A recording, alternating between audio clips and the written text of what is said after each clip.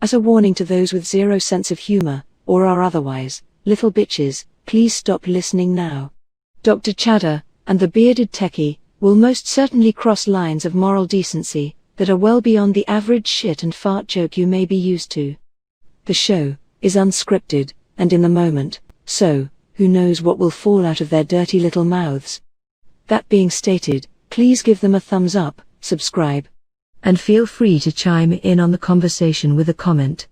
Additionally, you may join their mailing list at weirdedbeirdos.com and be automatically entered in future contests and free giveaways. If you are willing to call in, send a text to 530 YouTube with your name and topic, and we may give you a call. And now, without further ado, ladies and gentlemen, the funniest duo in their personal universe, the Wearded Beirdos. What's up? This is the ASMR chewing episode. Yeah. We're sorry about this. We tried to start off, we were going to meet for dinner at 5 o'clock at a place that I thought was a buffet, but it was not. And then so we scrambled for the next hour and a half trying to find a place to eat. The place that's by my house that I thought was open is now apparently closed for good because it had an available sign in the window. And so we ordered Chinese, and so now we're eating it. Like, we just got the food 5 minutes before we went live. Literally. So apologies for the eating, but I'm glad I have the screen right here. Nobody right. can see me eating. So, is your food good? Yeah, it's really good. Sounds delicious. It sounds delicious in the mic. Yeah. ASMR. Yeah, that's perfect. What did you get? I got garlic chicken, but this is the wrap that Oh, okay. he was discussing. I'm gonna try it because the one ever had the ones from PF Chang's. Mm-mm. Their wraps are bomb. PF Chang's has really good food anyway. I like their orange peel shrimp. I like PF Chang's too. I think they're pretty good. Very popular in the Midwest.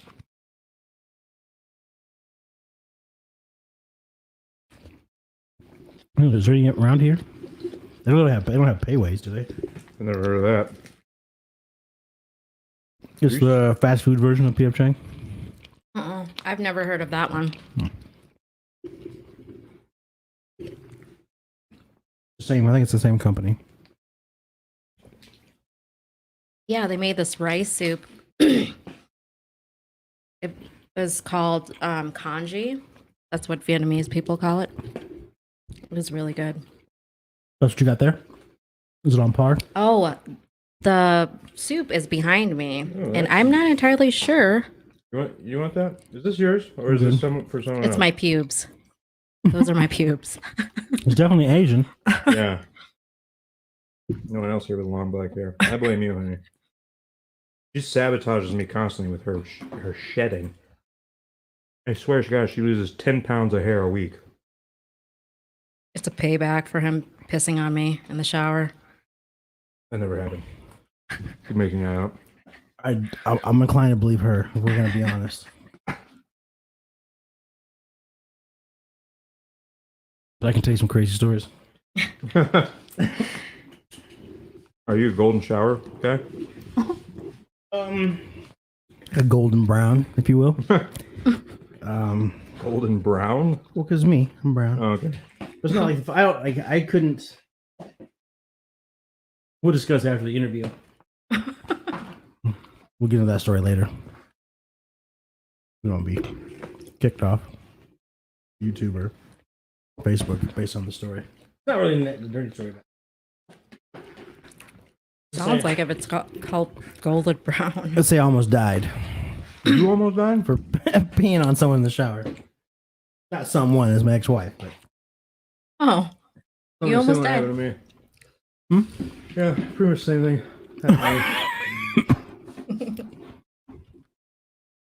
we've all had those. What you doing over there, Steve? It's not my fault he doesn't have It a doesn't good want to. balance. It doesn't want to take the The power plate.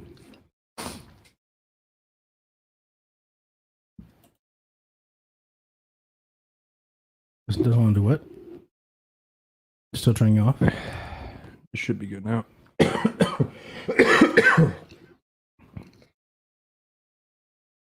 All right. So our guest today is she has a link. And so she just asked how did she join? So her name is Christine Barger. Or Barger, I guess it's Barger or Barger. I'll ask the pronunciation. When the time comes by. Steve dies over there. If you choke, I'm not stopping the show. I can stop it to eat, damn it. Well, if I die on a piece of tofu, at least get the tofu out of my throat. Replace it with something more dignified. That's not a penis. Yeah. Because that would not be dignified. Choking on anything other than a penis is not really worth choking.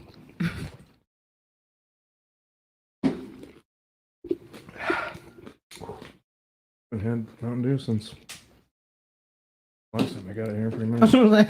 what it was last Friday? No, I had water last Friday. Or did you? Yeah. I think you guys aren't keeping it in the house anymore or whatever. Sorry. It's okay. I don't. It'll pop up here and there. I won't be able to go. I can go 2 months is usually the best I can do with that. I can give up all the other stuff, but We went quite a few months without sugar. Yeah, when we were doing the keto thing. It was tough, though. It always creeps back in, though, because eventually, late at night, I'll be craving a peanut butter and jelly sandwich or something. And then, boom, it's done. All downhill from there. we'll just have the peanut butter without the jelly. Because you're getting the protein, you're getting the... Yeah. I like it. I only like peanut butter and jelly for the jelly. I love apples with peanut butter. I had some the other night because I had that sweet craving like 2 nights ago. I was like, I gotta have something sweet. Like I'm Yeah. gonna start stabbing people. Our level's good. Okay, just making sure because I sound really soft, but I'm also eating to the side. Oh, there she is. Where at time wise? Bring her in, I guess. Yeah. Don't really have nothing else going on. Okay. Are you guys ready? Yeah, go ahead. Hello. Hello. Hello. Hi. Can you guys hear me all right? We can. You hear us okay? Yes. I just want to apologize for eating. We planned on getting together like 2 hours ago to eat food, and because of COVID and all kinds of other crazy stuff, we didn't get food until 5 minutes before we went on air. So No worries. ASMR eating. So how are you? I'm okay. I'm a little sore. I started a charity running walkathon today, Wow. Okay. Wow. and I did 5.5 miles as opposed to my normal like 1.5 mile I do a day. Wow, good for you. So I'm like, wow, that I forgot how much walking can really make you have blisters. And you did it today, right? So you still got tomorrow to get through. Well, it's a 10-day event, Oh, wow. and ideally, we are supposed to try for 15 miles a day. By the end of the 10 days. 15 miles a day every day. Oh, That's insane. wow. Wow.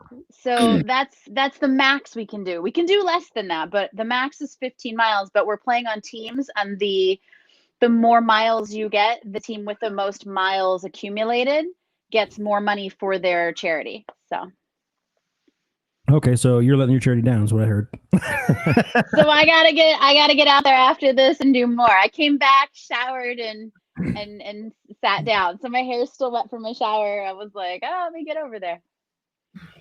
So what part of California do you live in? I'm in the valley, so Los Angeles, but like just north of Los Angeles in the valley. Okay, I usually live in Encino, so that's what I was. Oh, okay. So where's it at? I'm trying to get a general like 15 miles in the valley is long because everything's straight. So today I went from like the metro station area to the Brady Bunch house. Okay. That's still And then tonight I think I'm gonna walk to the new mall in NoHo. Oh, so you just got to do 15 miles in the day, not at once. Not at once. I just have to get it done throughout the day. Oh, okay. That's legit. Okay. So I can get up in the morning and do like 5-6 miles, and then, but I'm slow because I can't run. I mean, I could run, I suppose, but my doctor and my PT told me to stop running because I screwed up my knees pretty bad doing a marathon. Well, I screwed up my knees running up an escalator, and I fell, and the escalator stair went underneath my kneecap. And then I did a marathon for team in training. I did one for leukemia and lymphoma fundraising. And my doctor, my PT was like, stop running. So now I'm walking. So it's a lot slower to walk 15 miles than to run 15 miles. Yeah. And I hate to be that guy, but the escalator moves, so you don't have to. Yeah, well, I was running late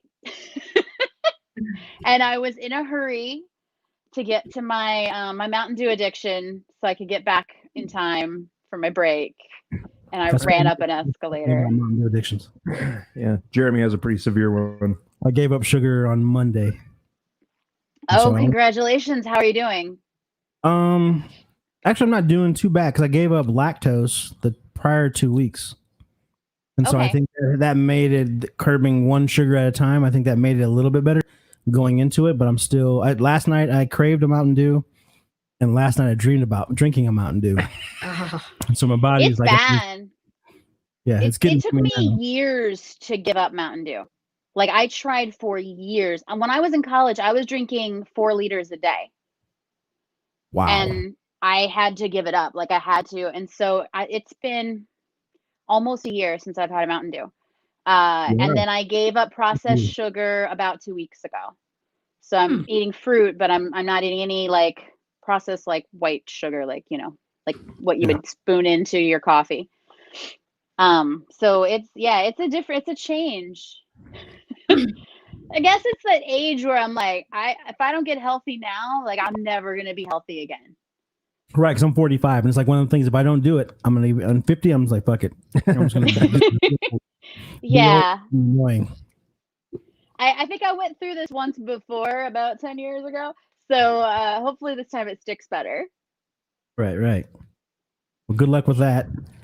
So I'll reach out to you from time to time because, I'm gonna try to go the longest. I gave up meat for 2 months. I've went through phases, but it's getting to the point now like I need to just stop.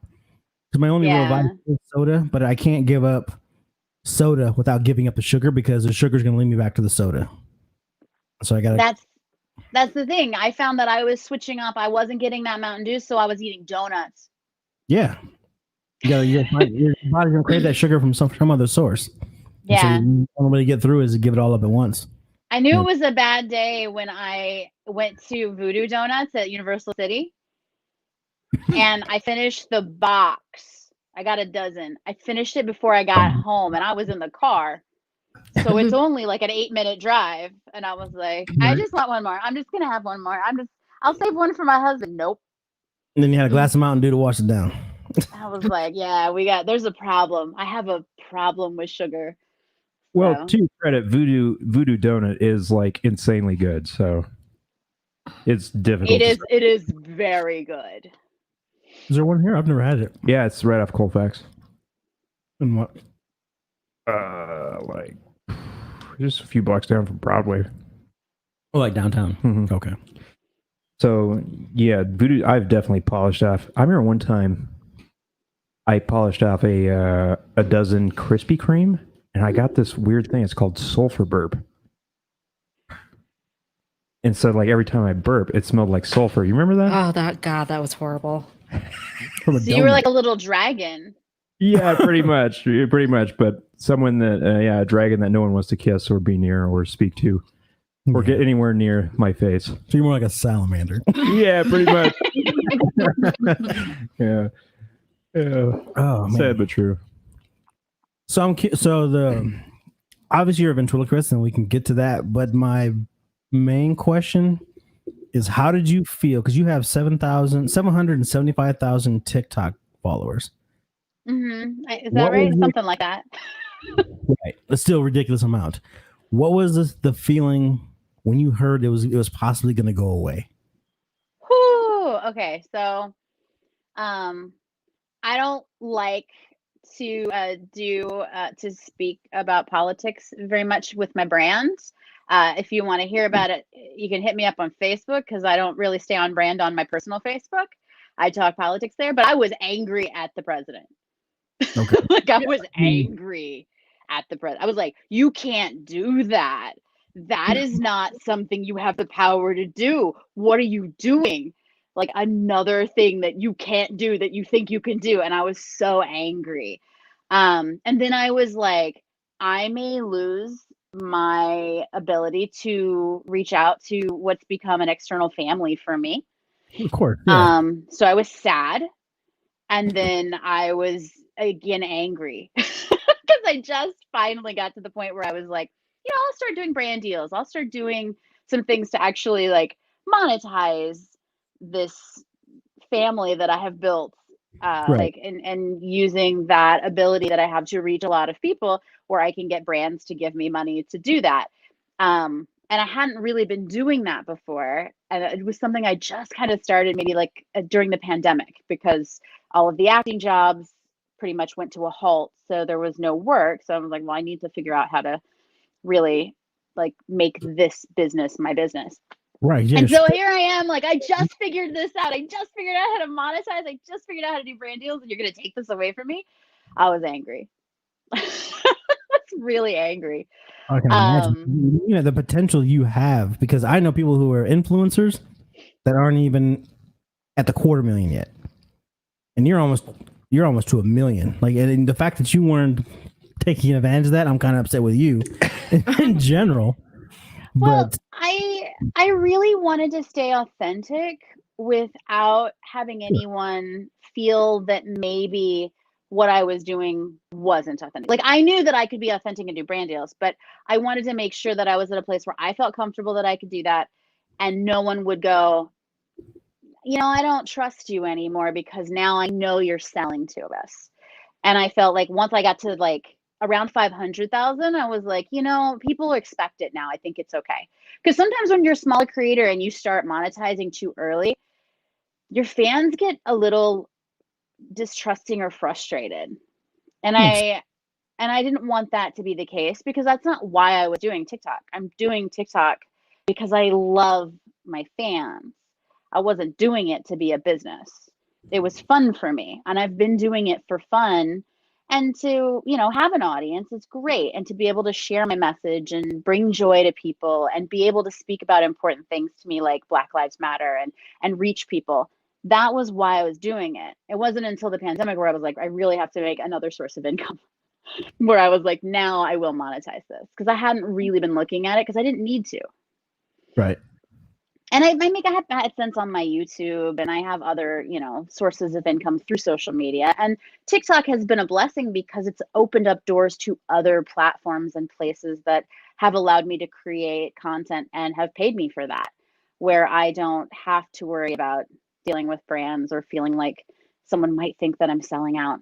I mean, for me to do the coldest water bottle. If you've seen my TikToks lately, there's like 10 videos with this thing in it. Yeah, I've seen And that. that was so hard for me. I was like, people are going to be like, why does she always have a water bottle in her videos? She must just be trying to sell us water bottles. And I'm like, well, on one hand, yeah, water is a good thing. And I stand by the fact that I believe you should drink a lot of water, especially since I gave up soda. It's really like, that's one of the things I'm like, well, that's a good message. Telling people to drink water is a good message. If it means selling a water bottle to do that, that's okay. But it was hard for me to be like, you want me to make 10 videos? Okay. Like Right. that was a big change for me versus just making the content I wanted to make without having to worry about what anybody else thought or getting it approved or making sure that I was putting the right hashtags into it or whatever. Like it was a change for me. And so the fact that I finally embraced doing that and got past my personal like BS about what people think of you when you do brand deals and whether they think you're a sellout, because I've been doing social media for a long time, but my income is through acting, so I never had to worry about it before. Right. And so yeah, the fact that I just kind of hit that milestone where I was like, yes, I'm doing the thing I'm supposed to be doing with this. I'm doing this, I'm taking full not advantage, but like, yeah, of my position and really like stepping into the influencer space and finally like taking on that one last thing of brand deals. And then they were thinking about taking TikTok away, and I was like, no, that's not gonna happen. I was just angry. I'm still angry. I'm still mad at him. Oh, I think most people are. Yeah. I think even the ones that are at half the people at the rallies have to be upset as well. You're just there because that's your people, that's your crowd. You still want to make your friends happy, and so you hold back on certain things. But it's just so bizarre. He is just a bizarre man. He is like a unicorn, like a bad unicorn of a president. Yeah. A bad unicorn is a good usually unicorns are good, but this one's a bad unicorn. Yeah. He's something. So I'm curious, because of the platform that you have, did you catch a backlash when you said Black Lives Matter? Because if I did, as a black man, obviously it matters to me, but I can delete my two of my friends on Facebook and I'll be okay. I'm not out in the public where anybody who just bug up their butt can just reach out to me and just be hateful. So did you see I would say it wasn't as much hate as I received when I made the YouTube video with my friend Hannah, like 3 years ago. That was the most hate I've ever got. This was probably the second most amount of hate that I've gotten. And that time, everybody mistook so the first time I like really got hate on the internet, it was over Christmas, and people were writing things like, I hope you get cancer and die, go kill yourself. Wow. Shoot. Like that was my comment section. And I was like, okay, wow, everybody hates me because they thought I was making fun of someone that they loved because she had a big audience. And at that time I hadn't really grown much on YouTube.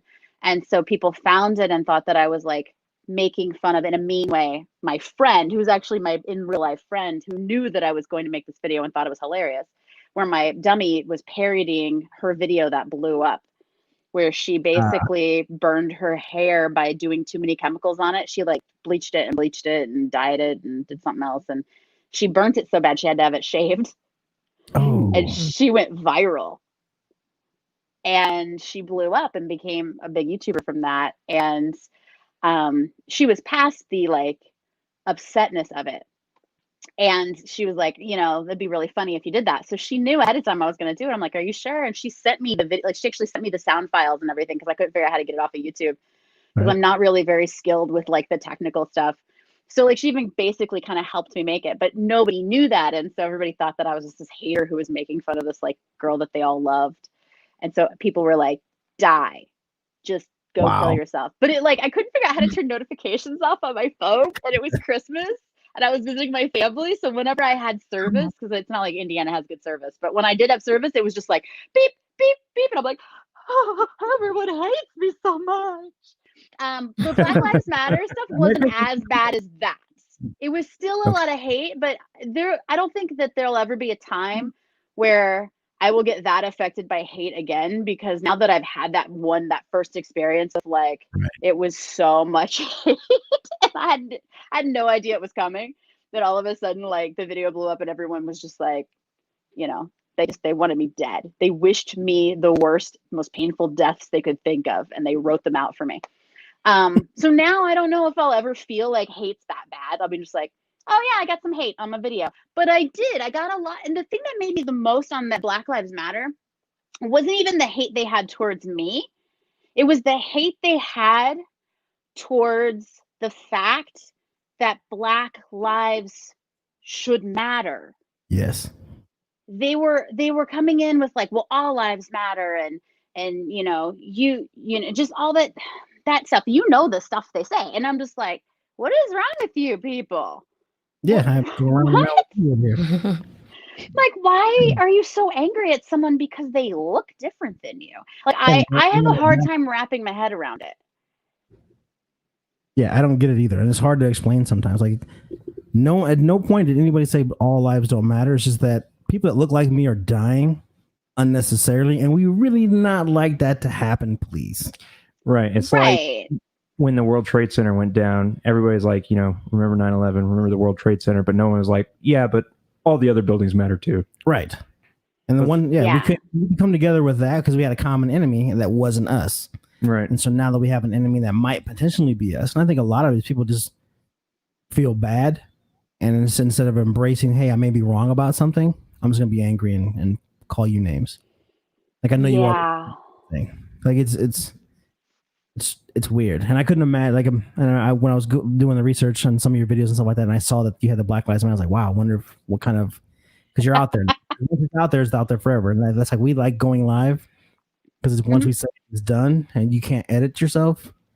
And when it comes to that, once you put Black Lives Matter, you automatically put into a group of people, regardless of your color, race, creed, anything. You just got pigeonholed, and I'm curious if that was a bad thing. But obviously, you already had hate before then, so yeah. No, I mean, I understood. Like when it started coming, I knew a lot of it wasn't even coming directly at me. It was going. I feel like that hate's going at their insecurities of their own stuff. It's not even really targeted at me.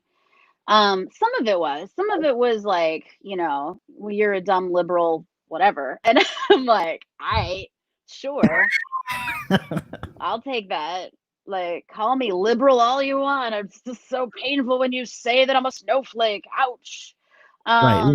Words. Yeah. Yeah. But, like I didn't get like crazy hate toward me directly for the most part, aside from some of the really, really far, like Q people.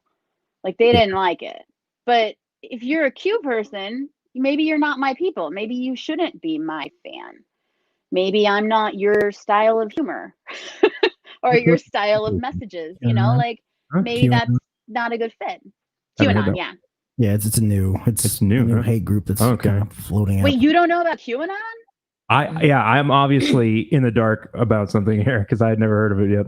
Yeah, it's the new. I guess it'd be the anti-Antifa people essentially. Okay. If you had a group considered to be extreme on one side, they're the opposite. Yeah. So if you're super extreme right, that's Republican, right? I get right and left, not the actual right and left confused, but like because I have a hard time saying Republicans are right. I think that's the problem.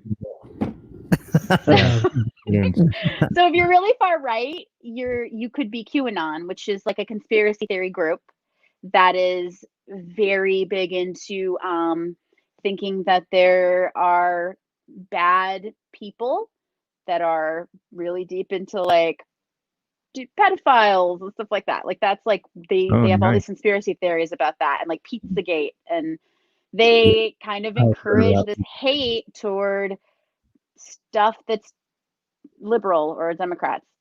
They really kind of pursue different people that are Democrats and have these conspiracy theories about them. Antifa, on the other hand, is anti-fascist. So they say they're an extreme group, but if you're not if you don't agree with fascism, aren't you Antifa anyway? Yeah, exactly. Like, shouldn't we all be Antifa? One thing with like in that sense, how Black Lives Matter all of a sudden became an organization. No, I don't want to die like that. Right. Well, that's the thing, because there's Black Lives Matter, the organization, and then there's Black Lives Matter, the movement and the like point of view, and they're not always together. The people, and they've only focused on the BLM as an organization and a hate group, not the fact that it's a word that means something to other people. And then it's so divided on things, and there's labels for things, and like QAnon, this is a group of people, and then all of a sudden you labeled yourself. Yeah, but they're a group of people that believe that someone had access to some special information, and I think they're the ones who really brought up the like Black Lives Matter being a Marxist group. If I'm not mistaken, that was them. And like, it's all about this anger and hate toward each other, when really we're all out for the same goal. We want a good country that's safe, where people are healthy. Like that to me seems like we should want that. We should want a truthful government. It's like I'm just trying to not lose my flower print shirts because the Boogaloo Boys, a far right group, are trying to make the Hawaiian flower print shirt their uniform. Are you serious? Ooh. Yeah, they're trying to take Hawaiian shirts. Yeah, so like if you're white and you're wearing a Hawaiian shirt right now, you could be confused with a Boogaloo Boy, which is like That is insane. they're right wing. Like, you know, they show up to rallies with Hawaiian shirts and assault rifles. So, I did not know they wore Hawaiian shirts. yeah, Assault rifles, I did know. Yes. Their unofficial uniform. Yeah. Yeah, but if you take off your shirt, you're going to see your swastikas and your wife beater. So it's no. Is it? I don't know. Hmm. We can change the subject. That was good. Yeah, this got dark. Yeah, it did. So let's delve into the ventriloquism. Okay. Everybody that's ever been a kid and saw a mannequin, or I guess not a mannequin, like a What are dummy they? Are sounds they like called? Are they called puppets? or a puppet? Yeah, I don't want to say dummy. You like a wooden figure? Well, what you use? Yeah. What do you? What is that called? It's not a puppet. So I have puppets and I have dummies. Oh, okay. So Or dummy. wooden, you can call them wooden figures. Like Darlene doesn't like to be called a dummy. She likes to be called a little wooden figure or humanly challenged. That's Okay. her thing. Humanly challenged. Okay. But she's not, she doesn't like to be called a dummy because dummy has bad connotations. But Right, you could call them, technically you can call them dummies, but they're the wooden ones that look like, you know, the scary like thing that people say that gives me nightmares. Okay. Like Stunkles and Darwin, the little animals they use, those are puppets. Okay. They don't know they're puppets though, so don't tell them. Of course, yeah, of course. Like Steve doesn't know he's racist. Don't tell him. Yeah. But it's Claudia.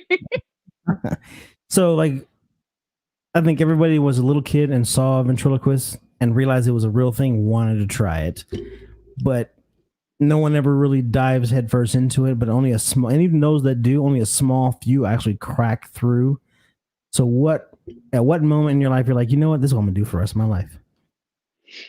So I know exactly when I decided that's what I was going to do for the rest of my life, but I didn't know ventriloquism was a thing when I started doing it. So I have a different journey than most kids. I never saw a ventriloquist and went, I'm going to try that. I actually was living at the Ronald McDonald House, and my brother was in the hospital, and there was another kid at the Ronald McDonald House that had a gizmo doll. Do you guys remember Gremlins? Yes. Yes. So they had a gizmo doll and would hold it up to their ear and say Gizmo was whispering to them and wouldn't talk to me because he didn't like me. And I, you know, my brother was sick in the hospital and I was living in this place that wasn't home, and it was a lot of, you know, already anxiety. And then to have this stuffed animal not like me, I was like, Right? I think you're lying. I don't think Gizmo is talking.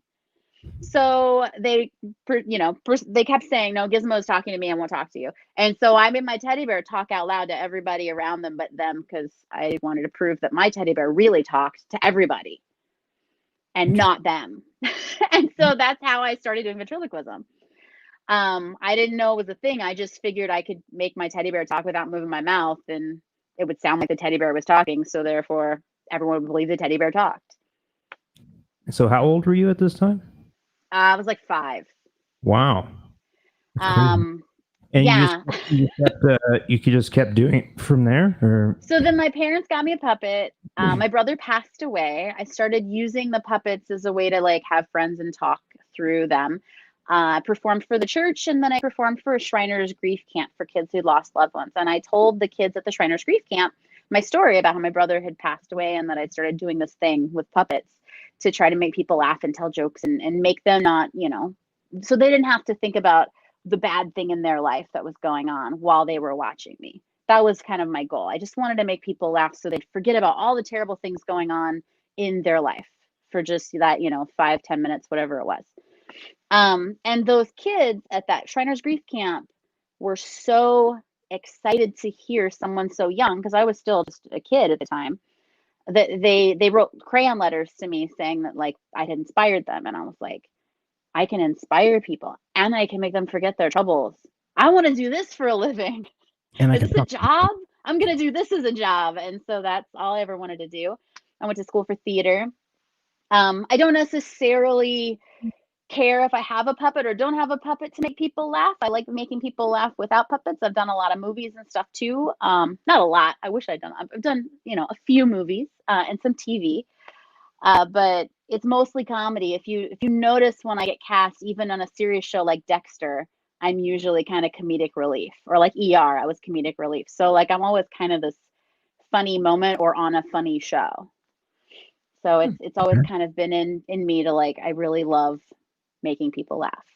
It's only in the last like year that I started to see that I could also use my platform to handle really serious and sensitive topics that I'm passionate about, along with making people laugh.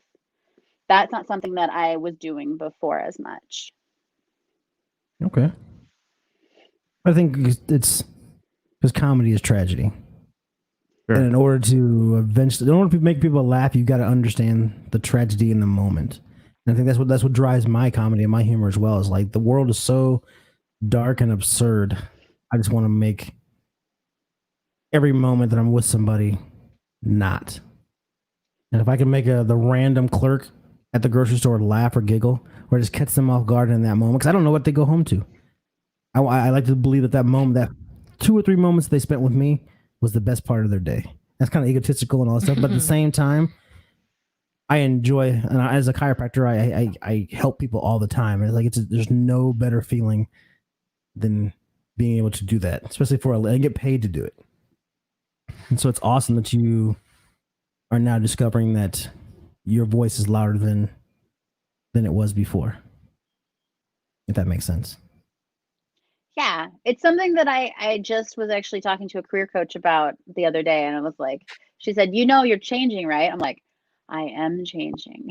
I hadn't actually like vocalized it yet, just until like this week. I hadn't like said out loud or realized exactly how I was changing as an entertainer and as a performer into doing what I think is really important, which is sharing really important content along with content that's funny, because funny content is also important. Right. But it's okay to do more than just make people laugh all the time with no other reason than to make them laugh. Like you can have other purposes and other information that you need to get out there. Like wear a mask. We've done comedy on that too, where Stunkles is like, I'm going to go outside. I'm like, don't forget to put your mask on and your gloves and take your hand sanitizer. He's just like, oh, this is too much. But that's how we all feel. And it's a cute way to remind people like, hey, we have to care about each other right now. This is an important time to care about each other. Absolutely. Especially in a big city like LA, where we really are around people all the time, and we do have to wear masks. Yeah. I miss the things to do, because LA always has something to do, but at the same time, you got to pay for all that. Yeah. Denver's close to probably the cost of living, but it's not as bad as LA was. But we also have the mountains and an amazing view, unlike the valley. We have a comment here. What's the comment? Chris Pome. Do you know what Chris Pome will say? Yeah. Others. He says, "Hey, Christine." Hello. There's a comment there. Is I should a refresh. personal friend or just a stalker? Sorry? A stalker? Before we get into this, I want to lead to something. Not a stalker, no. I was gonna go with this. So how many? Man, I hate saying dummies, but how many dummies and puppets do you own? Because you started at 5. Mm-hmm. So how long? Because that's got to be a huge collection. I don't actually know. I want to say like 7 puppets that I use regularly, and I have one dummy that I use regularly, another one I've started using more, and one that I want to transition into a different gender, so I have to repaint it. And rewig it, because it's a guy, but I want to I want another female that's smaller, because my Darlene is huge. She's the size of a 3-year-old. These new ones are smaller. Okay. Darlene's one of your main ones, right? Yeah, she's the really big one that looks kind of like me. Okay, yeah. And I've had her since the 90s, I think. Probably the early 90s. See, I had no idea you could like reuse them. I got her in Littleton. So In in Colorado? Littleton, Colorado. Yeah. Oh, that's pretty much where we are. Yeah, literally. Yeah. So Detweiler, Mare Studios, Clinton Detweiler used to have Mare Studios in Littleton, Colorado, and we took a vacation there, and I picked her out, and I've had her ever since. The other two that I have are, he redid smaller like dolls and made them into like professional dummies, but they were dolls originally. And then someone else bought them, and then I bought them on eBay, and now I'm trying to change the one, and I had to change the mechanisms inside because they were left-handed and I'm right-handed. Okay. But the one I left, I'm actually trying to learn how to do it left-handed because I have carpal tunnel really bad in my right hand. So I'd prefer to learn left-handed, but I've just never done it, and so it's hard because it's been so many years of doing it one way, and then to try to teach my other hand how to do everything the opposite way is a little confusing. Okay. So But I only have 3 dummies. What you should, I only have this. I have. What's this coincidence? I met my dummy in Littleton too. So, This guy. but anyway, what you should do is create a left-handed remote, so you can still use the right hand, but then you only gotta like some kind of a remote control where you can control. You can still really keep the hand complex. here. I know, but that would change the world. So the fact Change right the there, world. who knew that there was a right hand mechanism versus a left hand mechanism? Like Yeah, I thought it was ambidextrous. Yeah, like that's mind blowing. That's a thing. You would think that It's they're just because the way that you use like your thumb, and so it's very confusing because you're holding a stick. And so if you see what Darlene does in Didn't know that. in my videos, so there's a stick, it's a head post, and there's like a lever for the mouth. So the mouth moves, and then her eyes are not self-centering. Some dummies have self-centering eyes, so they're on like a spring where like if you move the head, they automatically follow and then they self-center.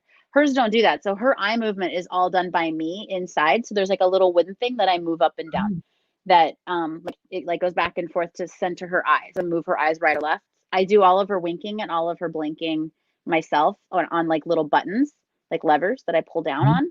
And then her eyebrows go up and down. I pull a lever for that too. So there's all that mechanism is done by me with one hand. And it's kind of like at this weird angle like this. Okay.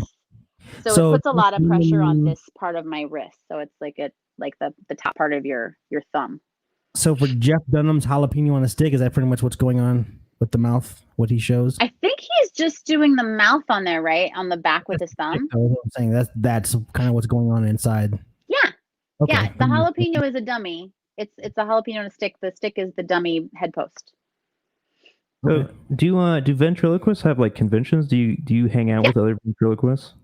So there's 2 that I know of. There's more that are smaller. I went to the Vent Haven convention for ventriloquists. Convention. The vent is capitalized. In the 90s, and I actually competed there. And that one is just for ventriloquists. Then there's the International Puppetry Convention that has a section for ventriloquists. That's a Christian convention. And that's at Olivet. I don't know if it still goes on, but I also did that back in the 90s as well. And then there's another one. I think in Vegas. I think there's one in Vegas. Like your Big Birds and your Oscars and like those type Muppet type things. So would that be puppetry or is that'd be puppetry? Yeah, those guys would be like, because a lot of Christian puppetry isn't ventriloquism. It's those stages where they have like those pre-recorded soundtracks of like the kids singing the Bible songs, and then they like have the lesson, and then you see them like at fairs where there's like a stage and there's like puppets. Right. That's a lot of how Christian puppetry works. There's also some blacklight puppets that they do, which is pretty cool. They'll have like people dressed in black, and then they'll have puppets that are neon, and they use black lights to make them glow, and they like dance and stuff. But a lot of that is in that Christian puppetry world. There's like non-Christian puppetry too, but since so much of it is in that world of like teaching Bible stories, they have their own convention for it. Ventriloquism isn't generally super Christian. There's a few Christian ventriloquists that I know, and I grew up doing it in the church, but a lot of it is like comedy and stand up and Yeah, Willie kind Tyler of blew. was my first introduction. Do you know Willie Tyler? I've never heard of Willie Tyler. Oh, I love Willie so much. Yeah, he's older now. He was older when I was a kid. But yeah, he's the first person I saw because he was on all the black cartoons and the black shows and all stuff, and so that was my first really exposure. And then there was a lamb chop lady. I can't think of her name. Sherry Lewis. Yes, and But Sherry passed away in, I want to say, the early 2000s, and Mallory, her daughter, took over Lamb Chop. Okay. So Mallory is Yeah, still there's- performing, not as much as her mom did. Lamb Chop is very adult when Mallory performs with her.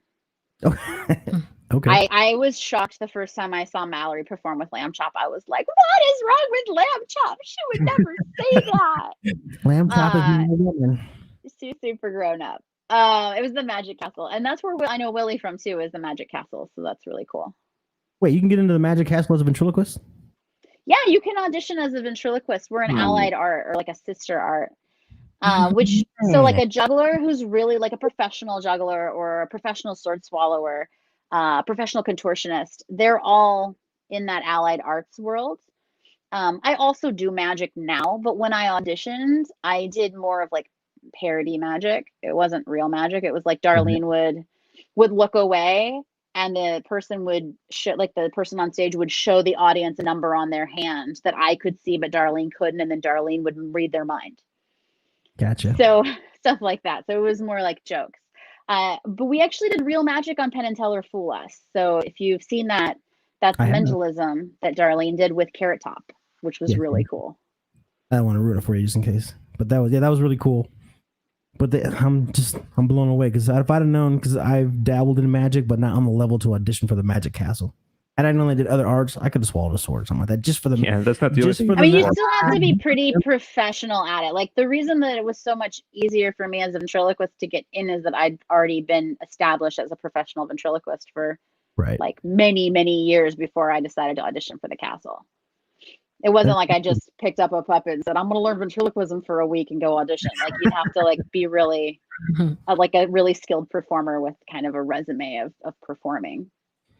Yeah, that makes me wonder, how do you get like the P sounds and the B sounds to work without closing your lips? B's as well. Yeah. You have to practice. Yes. Okay. Yeah. My bad. Told you I have my dummy. I actually have a YouTube video about it, but there's something called substitutions. I can teach them. I don't really use them because I started so young and I didn't know how to do it. I just was self-taught. I just automatically kind of did it without knowing what I was doing. But I do know how to teach it to a person who is like, well, I don't know how to make the B sound. Because an adult, we think differently than we do as like 5-year-olds. You know, as a 5-year-old, you say make a B sound and they just make a B sound. Like it happens. Like they just know how to do that. But when you're teaching adults, you do substitutions. So a D is a B. So instead of saying bouncing baby boys, you would say bouncing datey doys. And then you have to make the consonant sound quieter. And like the plosives have to be quieter and the vowel sound has to be louder. So you wouldn't say bouncing datey doys because it sounds like a D. You would say bouncing datey doys. And then you wouldn't move your mouth when you did it. Which makes sense. Then our brain fills in the rest. Yeah, it's easier if you choose common words. If you choose a word that's not common or a name that nobody understands anyway, and you do it in ventriloquism, they understand it even less. Okay.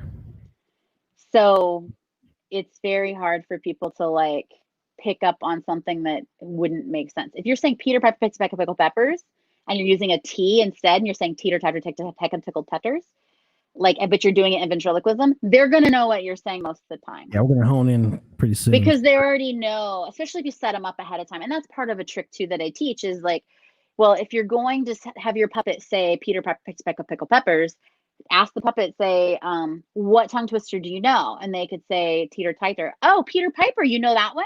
Can you do that one? And everybody is going, oh, Peter Piper, I know that. And now all of a sudden they go, teeter tickle peppers or whatever. You could be really bad. And they're still going to know what you're saying because they're so familiar with that. It's one of the reasons I think comedy and ventriloquism work better when you're speaking in your own language or a language you're really familiar with. Because when you start trying to do it with other cultures, they have different reference points than you do from your own culture. And so that's harder for them to understand because they're already either trying to listen to English and that's not their first language, or you're trying to speak in a different language and you don't know the common phrases and things as much. So it's harder for you to just go, they're going to understand this easier. Let me choose to say that instead of this. Makes a lot of sense. I never thought about that because it was funny because when I was watching your videos, obviously when you watch a ventriloquist, by the first 10 minutes, you're staring at their lips waiting for them to move. Yeah. Yours do not move at all. Thank you. That makes more sense now because you didn't know you weren't supposed to use B's and P's, and so you created a way without versus being taught. So like watch her videos. There's a few. Okay, she's going to move. You obviously you can't shut your vocal cords and your trachea from moving, but your lips right. Whereas like Dave and Jeff Dunham and some of the best, you see their moves or their lips move just a little bit, but yours are flawless. It's ridiculous how. So I think Jeff was better when he was younger at lip control, because I remember seeing him when I was a teenager and thinking he didn't move his mouth because I was watching his mouth and he didn't move his mouth. And now seeing him on TV, he does. And I feel like it's either he's gotten a little lazy or he's gotten older and it's just harder as you get older. Or it could be that TV has asked him many times, can you move your mouth just a little bit so people know you're doing it? And he's heard that so many times that he just gave up and gave into it. Because I get that at auditions. I have lost commercial auditions because I refuse to move my mouth for my puppet to talk or my dummy to talk. And not because I'm stubborn. It's because if I have to learn to do that, I'm going to retrain myself to start moving my mouth. And I don't want to retrain myself to move my mouth when I'm doing ventriloquism. That seems silly.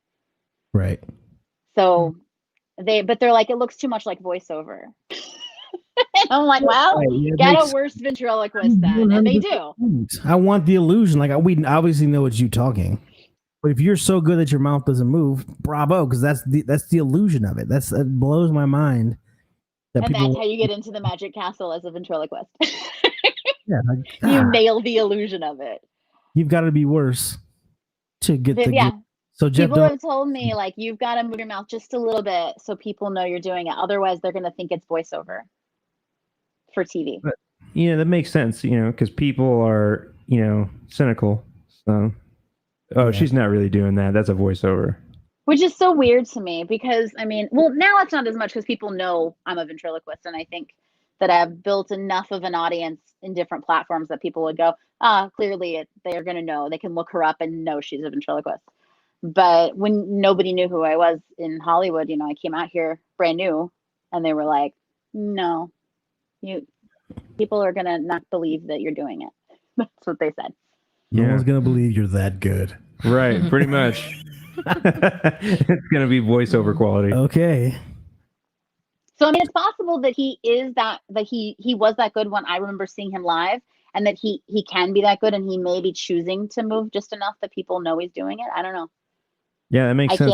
Comedy Central would be like, hey, pays the bills. Just move your lips a little bit so they don't think it's like a pre-dubbed track. Right. Like the movie Magic with Anthony Hopkins or something where I haven't seen it.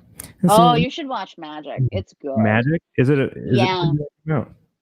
It's about a ventriloquist who is played by Anthony Hopkins, and he wants to be a famous ventriloquist, and he does magic with his dummy, and it's really cool. he does do magic with his dummy, I think. I'm not sure that he's really doing the ventriloquism, though. It doesn't appear that he is, from me watching it so many times.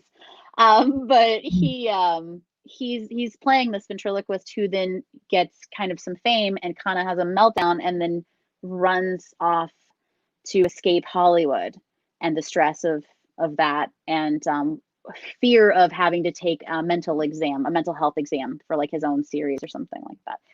And and he gets a little crazy and people die. And Anne Margaret is in it. Anne Margaret's amazing. There is an incredible meltdown scene in this movie that Anthony Hopkins has with this dummy where he's like talking to the dummy and he's like having a full mental break and the dummy's kind of controlling him in this scene that I did for my acting class. And it was one of my favorite scenes I've ever done in an acting class. And I didn't have anybody else in the scene with me. It was me and a dummy. And it's probably the most intense thing that I've ever like taken on as an actor. You're gonna wear that one out. Well, yeah, just looking at the artwork for the movie, it looks freaking frightening. It's a terrifying movie, and you should watch it. You should definitely watch it. I'm big into horror. I love horror stuff. Okay. Like, Anthony Hopkins can pretty much write his own ticket, so you know it's got to be good. Well, this was like early on. this was when he was like young, back when him and Anne Margaret were both still pretty young. You still call it Tony. Tony. He wasn't mature enough. Sorry, yeah, that was a bad one. Okay. I think that they do call him Tony, actually, don't they? Yeah, I mean when we hang out, Like you know what the fuck you're talking about. Well, I was because I'm listening to Jim Carrey's new book, and I think he calls him Tony in the book. Yeah, we all do. Well, Jim. I mean James. We call him James, but he goes by Jim because of the whole living color and stuff. I had no idea that Jim Carrey knew Anthony Hopkins that well.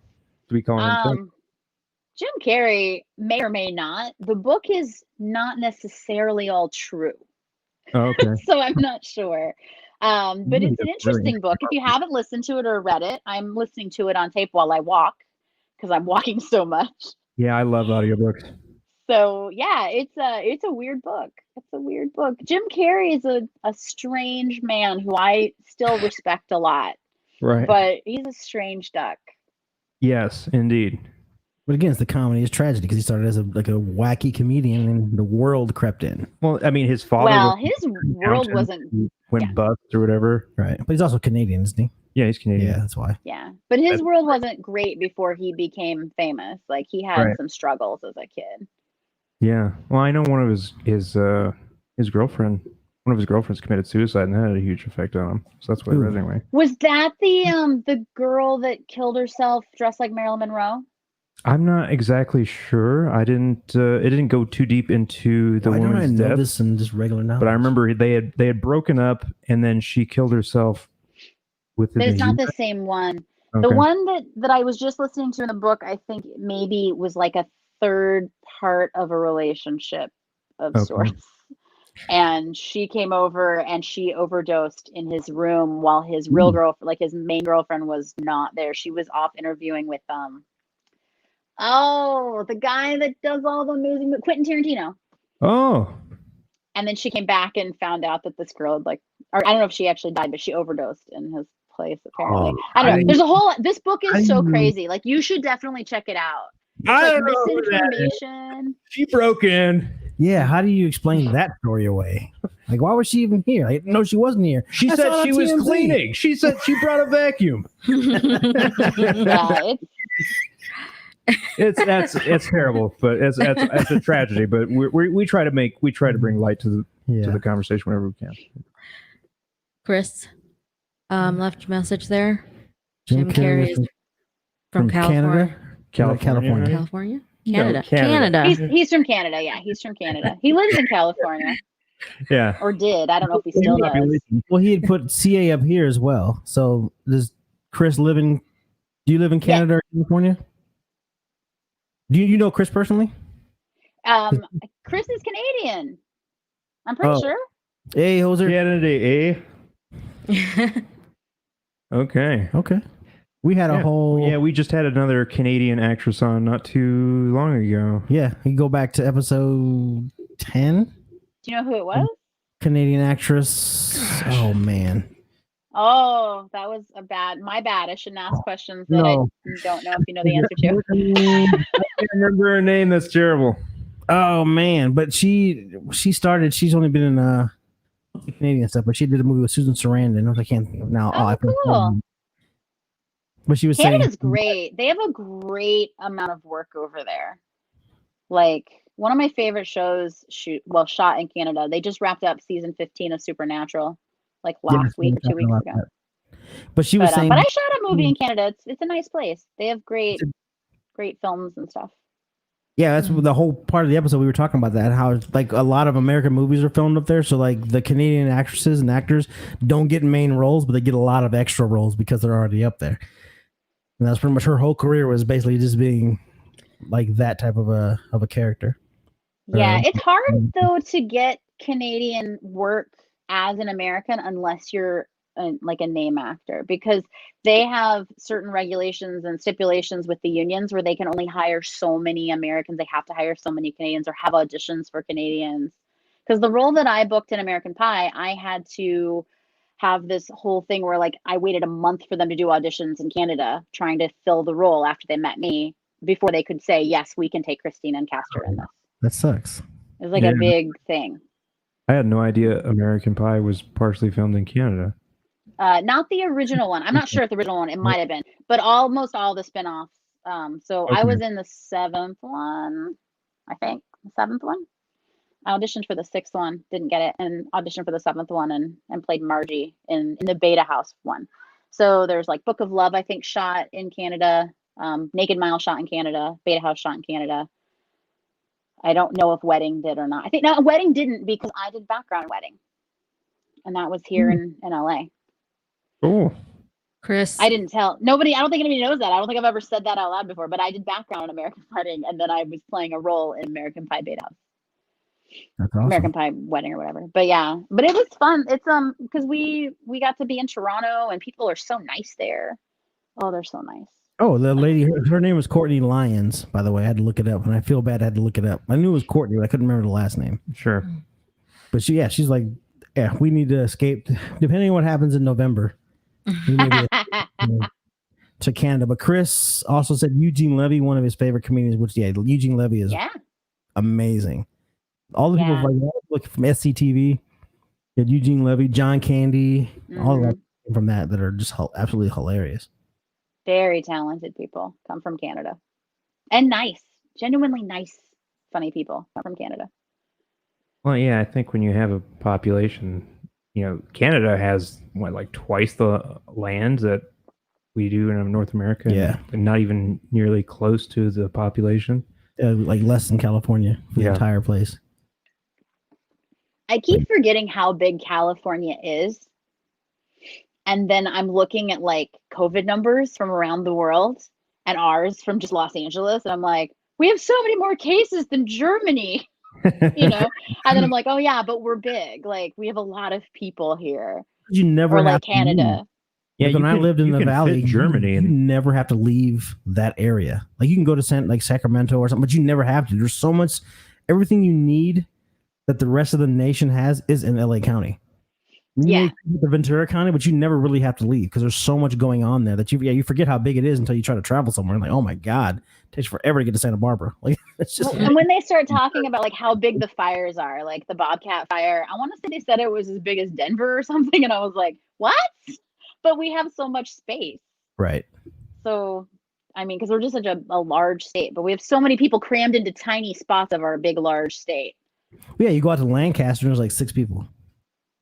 Yeah, I would go to Lancaster to begin with. Like if you're not going to live, you would go to Lancaster, go to the Musical Road. What is that? It's a road that plays music when you drive over it. You've never been to a musical road? They're amazing. No. Yeah, it's like a real life installation of musical art on a road. So you know how when you like hit the side of the road and truck drivers to wake them up, it goes like buzzes. Yeah.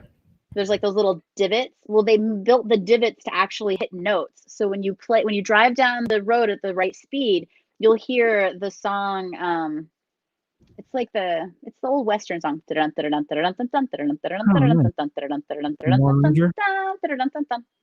It plays that on the road, but through your tires, like vibrations. So you got to swerve off the road to hear it? No, it's right on the road. The road is the divots in the They have road. a sign up to warn you that it's about to happen. I don't know what happens if you've never you don't know it's there and you happen to be driving down like Avenue G or whatever and like you hit it. Like I bet you'd have a straight up heart attack. You'd be like, what is happening? What's wrong with my car? There's one on Route 66 too. But I think there's one in Texas. So Route 66. There's like 4 or 5 in the world. How do I not know? But it's in Lancaster. And I've been to Lancaster a couple times actually. Because I was doing tech support for a group home, and they had several locations throughout the area, and I've been there a couple times doing their tech support. Had no idea. I need to move back to California. I'm like an ultimate local tourist. Apparently. I love all the local tourist stuff. That's fantastic. So when you moved from what part of Indiana? I'm from North Judson, like Winnemac area, near Valparaiso. Okay. North-ish, like 3 hours from Chicago. Okay. You threw all kind of. How close is that to Indianapolis? It's not close to Indianapolis. So it's closer to Chicago than it is Indianapolis. Yeah. It's Okay. basically, I was pretty much a suburb of Chicago, kind of like, I mean, it's just a couple hours to Chicago. I went to school in Muncie, which is closer to Indy, but even that I think is still north of Indy. We need to have Chris on here because Chris is saying that only Russia has more land mass than Canada, or more land than Canada. We think He's Russia. very intelligent. Oh, he's Canadian. They got a better school system. They actually learn something probably up there. Yes. And so when you, I guess, so where you're from is like a smaller type community. Oh, I'm from a cornfield. Okay, yeah, I'm from North Iowa too, so that's like I get that. Yeah, like there was, I think, almost 500 people in our high school, almost. The whole school? In the whole high school, yeah, there was about 110, I think, and so maybe more like 450 in the high school, because about 110, I think, in each graduating class. Having a stroke. I didn't see So it. we like knew everybody. Okay, so as your ventriloquist fame grows, you've outgrown your small community in Cornfield, and you pick up and move to California. Was the goal to be an actress or to continue ventriloquism? Or is ventriloquism the right term? Ventriloquism, yeah. Okay. Being a ventriloquism, whichever. So I went to college in Ball State to study theater, and I actually decided, because I got a scholarship doing ventriloquism to go, like one of my scholarships for school was through ventriloquism, and I had been on local television.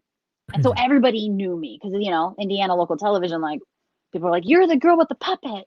And everyone started calling me Puppet Girl. And I didn't like it. And so I decided I was never going to do ventriloquism again because everybody just kept calling me Puppet Girl and thought I was always supposed to have a puppet with me. And I was like, I am a person. I am not just the puppeteer. And so I wanted to become an actress. And then when I moved to LA, I was on a study abroad program, and I booked my first movie called Along Came Polly while I was still in school. So I decided to move to LA. I hadn't moved to LA yet. I was just here on school, and I was like, I'm going to move to LA. And then after about a couple months of not booking work again, after that one job that I got magically through random things that happen by like being in the right place at the right time, being nice to the right person, and then getting the audition and booking it. I got my Taft Hartley. I was like, I'm in the union. And then I was like, oh, maybe I should do ventriloquism again too. So I was trying to make money, like doing ventriloquism. And social media wasn't really a thing yet. I mean, it kind of existed. Like we have AOL Instant Messenger, like AIM or whatever. Right. But it wasn't like YouTube was around or anything. And so I was trying to do movies and ventriloquism, whatever I could do to entertain people. But mostly I was doing temp work and background work for a long time. And then I started being a dancing monkey at Universal until I hurt myself on an escalator. That's where I ran up the escalator, was at Universal. But I was a dancing monkey. Huh? Did you were you in costume when you fell on the escalator? No, I was on break.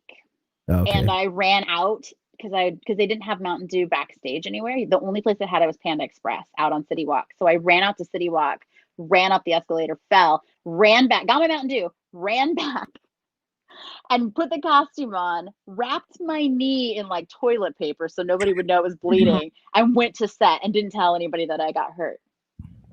Hello, and shitty. Halfway through the dance, I started bleeding through my costume. Ooh. And so they pulled me aside. They're like, we have to take you in. There's something wrong with your costume. And I was like, oh no. And then they were like, you've got to go to the medic. And I was like, all right. But that was my like first really entertainment job after Along Came Polly in LA. I did one other job, a print ad for that Finding Your Schoolmates online. I forget what that website is, but you like find your classmates.com, I think. Yeah. And they had me. High school people. Yeah, that's still It was around. like finding, yeah, it was like an old.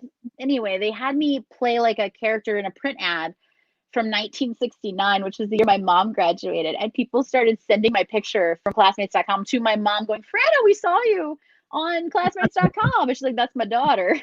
But yeah, it was my only other like entertainment job that I'd booked, and so I was like, I quit working in real estate and temp work and whatever, and I said, I'm gonna go and I'm gonna just be an entertainer. And so I started working as a dancing Curious George, and then I did Patrick the SpongeBob and Patrick the Starfish, and like I did all these different characters at Universal for a while. I started doing Halloween Horror Nights, which I loved, and then I just couldn't do it anymore because I hurt myself, and then I hurt myself again. Then I did a marathon, hurt myself again. And the last time I hurt myself at Universal, I was playing it was Halloween Horror Nights, and I was a ghillie suit, those green guys that jump out of the bushes at you. And I was on gravel, and when I stood up to like boo scare somebody, my foot went one way and my body went the other, and I turned my knee, like went the wrong direction. And it like clicked and I fell and I couldn't get up. I was like, all right, maybe I should stop doing costume character work. You ruined somebody's Halloween too. Oh yeah, they were like, the ghillie suit fell down crying.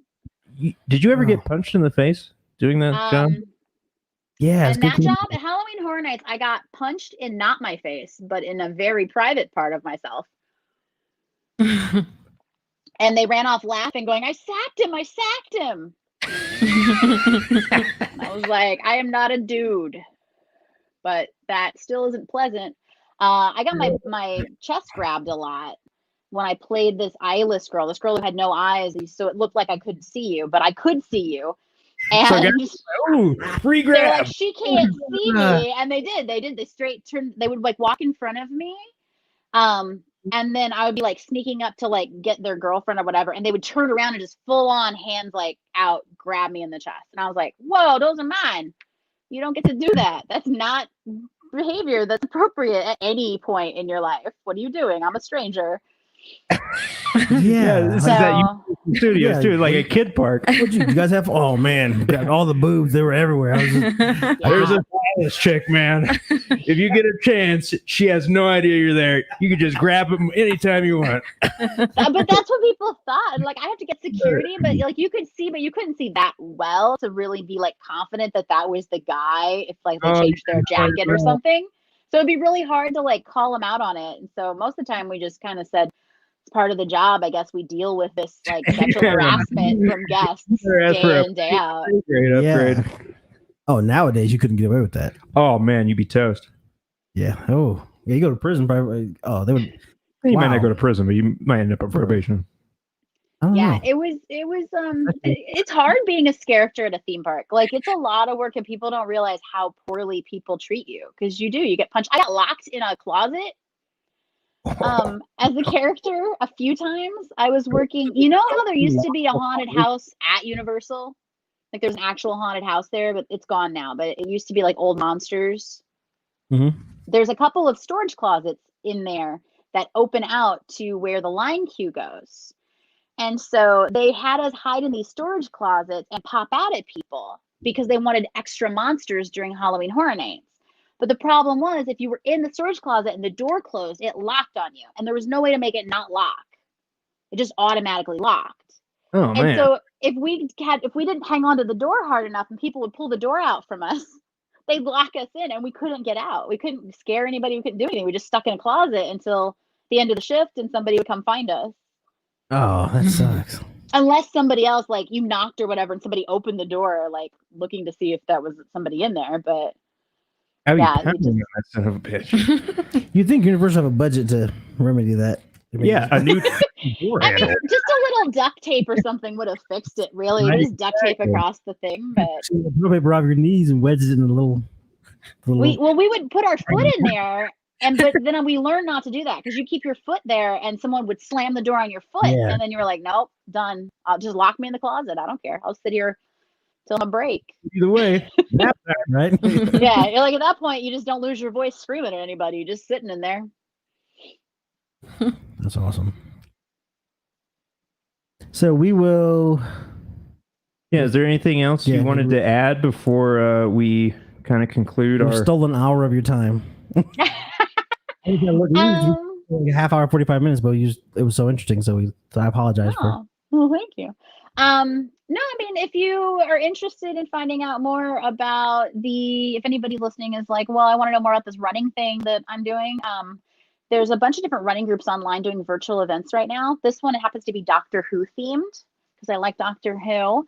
And I do a lot of scavenger hunts and things for charity too. And so I found out about this through another girl who I was doing a scavenger hunt with, which we just won. Nice. It's really exciting. But I put it on my Facebook and I put it on my Instagram story. So if you're interested in helping Nurses House is the charity that we're raising money for, you can donate there. Keep an eye on Fuse, the channel Fuse. Okay. There's a show called That White People Stuff. Thanks, Chris. I guess you guys swear on here, but yeah, so there's a show there that I may or may not be appearing on this season. I haven't got the final word yet of what's going on with it, but we shot it, so hopefully that happens with my friend Darlene, so that's really cool. Darlene is my dummy, for those of you who don't know. But yeah, and if you want to follow me on social media, I have YouTube and TikTok and Instagram and all of the places, Twitter, Likey. There's a new one called Zin that I'm on. There's so many platforms now, but you can find me at Christine Barger or on Instagram at Christine Barger Official. Fantastic. Yeah, we'll put all those links in the description after we finalize it. And also, if you want to Instagram me directly the information you were saying for the nurses and all the stuff that you're doing, we'll make sure we put that up there and then get all the links to that. Perfect. Thank you. You're welcome, and thank you for coming on, and good luck with you're gonna do 5 more. You can try to do 10 more tonight, or what are you just gonna? I'm gonna at least try to do 5 more tonight, but we're gonna see. It's just I'm so slow. I do about 3 miles an hour walking. Like I'm so slow. And I can't really go much faster because my knees are just so bad at this point. And I put on weight, so that does not help knee situations. When you have bad knees and you gain weight, like sitting around quarantine weight does not help. Mm-hmm. So I'm just so slow, but I'm gonna try. I'll be keeping up to date on social media, like what I've done and how much I've done and all that. Go get those tennis shoes with the wheels on the heels. Oh, heelys. Little wheelies. So when you're tired, just have your friend stand behind you, just push you along. Yeah. Oh, that's funny. Or a couple skateboards, maybe. Kind of see, it sounds weird now, but in about 9 days, you're like, oh man. Or rollerblades or something. That was such a good idea. Have someone carry you on their back and just take turns. Yeah, that's gonna help her knees carrying someone on her back. Well, when it's your turn, it's time to go. That sounds totally fair. You probably get away with it a couple of days, and then you can rest up. Just ice while you're being carried. So yeah, I might have to whip out the ice packs by like day 3 or 4. I'm guessing. You should probably ice every day. Like right now, if I'd have known, I should have said something. You should probably ice right now while you're sitting there. Like it sounds weird, but ice is your best friend right now. And if you can keep the swelling down, you'll be able to maintain a little bit longer. You have to get crazy if it starts to get uncomfortable to switch, but just add it to what you're doing. Like if you're just sitting down, enjoying yourself, throw some ice on it and go about your day. If you're sitting down for dinner or you're driving, just put ice. Add it to what you're already doing versus taking time out to do something for yourself. Just add it to it. Make it part of your regular schedule. I'll do that. Yeah, because I don't want my knees to be unbearable. Like it's strange how, when you're young, you're like, why is my parents or my grandparents, whatever, complaining about their body hurting? And then you hit like a certain age, you're like, why is my body hurting? Oh my God. In my mind, I think I'm 20 years old. And then I wake up in the morning like, oh, I'm 45 every day. Yeah. Like I was like, oh, I love hiking. Let's go hiking up a hill. And I'm halfway up the hill going, why are we doing this? Whose idea was this? This is stupid. Oh, this guy's always trying to get me to go hiking. Like, no, bro. I know I'm going to feel like tomorrow. We live in a mountain state. We live in the mountains. We don't walk in the mountains. We drive there. Oh, there's tons of stories of white people that walk up in the mountains and don't come back. So, have you been to the Shining Hotel? The Stanley. Yeah, the Stanley. Are you guys by there? About an hour and a half, I think. Yeah, I've been there. It's not the hotel that was in the movie. It's the Shining, the movie actually was shot at a hotel in Oregon, but the the Stanley is the hotel that Stephen King had in mind when he was writing the book, and there was a mini series that was shot there. Oh, I didn't know the miniseries was shot there. I knew that the book was based on that hotel. We went there for our honeymoon because Yeah, we it's do ghost hunting and stuff, so we wanted to go. Yeah, But every also- time people say Colorado, I'm like, "Are you by the Stanley?" yeah, We're the closer Stanley. to Castle Rock. Oh, okay. Yeah, we're closer to Castle Rock. We're a lot further south. I want to know how their hedge maze is coming along because they've started building a hedge maze. They put one in when we were there. We saw like they were little baby trees or little baby bushes because they didn't have a hedge maze. I have not been there in a long time, so I don't actually know if that's coming along or not. I've been to Estes once, but I've never been to the actual hotel. You see it from when you're coming down down the mountain into the valley. That'd be, But I've never actually been physically to the hotel. It's Yeah. pretty. yeah, it's really nice. It's bright white, like kind of red stairs, and it's nice. Sure. That's one of those And things. haunted. I can always go. Haunted. Yeah, I can always go It's see it. also But haunted. to, am I saying it right? Linda Vista. Linda Vista. Have you been in that? It's a movie set now, but it used to be a sanitarium. Have you been in there? That's terrifying. I did So a movie and a music video when I lived in Atlanta, and I was scared out of my mind. I shot a few things there, and I never had any experiences. Now, I'm an actual paranormal investigator. Like, I love to do that. It's a hobby of mine. That's how we spent our honeymoon. Like, we love it. We spent the night in the Clink for our honeymoon, like in a prison in London. So like I love that stuff. I went to Linda Vista to ghost hunt when we had just cast a movie. My husband does casting for we used to do casting for Full Moon Entertainment. And so they were shooting upstairs, and we went to see everybody because we were part of, the casting. So we could just come by set. And we snuck off and didn't tell anybody we were going to go investigating. And we went down by the old morgue area. And we were like going around that area and kind of looking over there. And there was like this really cold spot. Like it was like really cold. And then our phone stopped kind of working and my camera wasn't working. And then this chair moved across the hallway and we were like, we're out, we're done. like we've been places and seen things and we're cool with it. But that place, it's not normal. It's not like the Stanley is like not super scary in the sense that like you feel like you might die today. Linda Vista, like you feel like there's a demon about to try to kill you when you're there. Yeah, because they used to just dump the bodies in the trash because they didn't want to deal with it. It's awful. Did you go to the file room? We went all over. Like I've definitely been around and like seen everything, but the chair moving across the hallway was it for us. We were like, because we already had that bad feeling and everything electronic had died. So we were just like, we're done. Like, like we had a really bad, like that bad feeling in the pit of your stomach, like something bad is going to happen any second and you just need to leave. 3 days there on a music video shoot and terrified. We walked around the boiler room. It's got its own vibe. Until you're there to experience it, it's really hard to explain. But it used to be we can talk later for them. I can explain to them. Yeah. I shot a horror film there too, and that was creepy. We were there for a few days, and everybody was like in zombie makeups and stuff, and I was like, I don't like this. I did a movie called Circle with Silas Weir Mitchell there, and he was. It was in the same room where they filmed The Girl Interrupted, the cafeteria scene, and so he was a serial killer that would put people in a half circle and try to do a ritual to capture their soul as it left their body. And so, of course, I was the first person to die. And I was already dead when the movie started, but I had to do the first murder scene and then the crime scene. So you spend the whole day in one position. But never do that. Like, make sure how long you're going to be in a position before you hold it. Because I chose probably the worst position that I could ever sit in. And I spent literally the entire day like this. I wish I could say I was surprised you were first to die, but I've seen a lot of horror films. Yeah, but it's not okay. But it's no, we're on the same page. Yeah, black horror films are just not realistic because we First Sign of Danger, we're out. I ain't got time for that. You guys, hey, what's going on here, buddy? Have you seen the new one, the Annabellum? Yeah, have you seen it? I watched it. Yes. Did you like it? I thought it was too.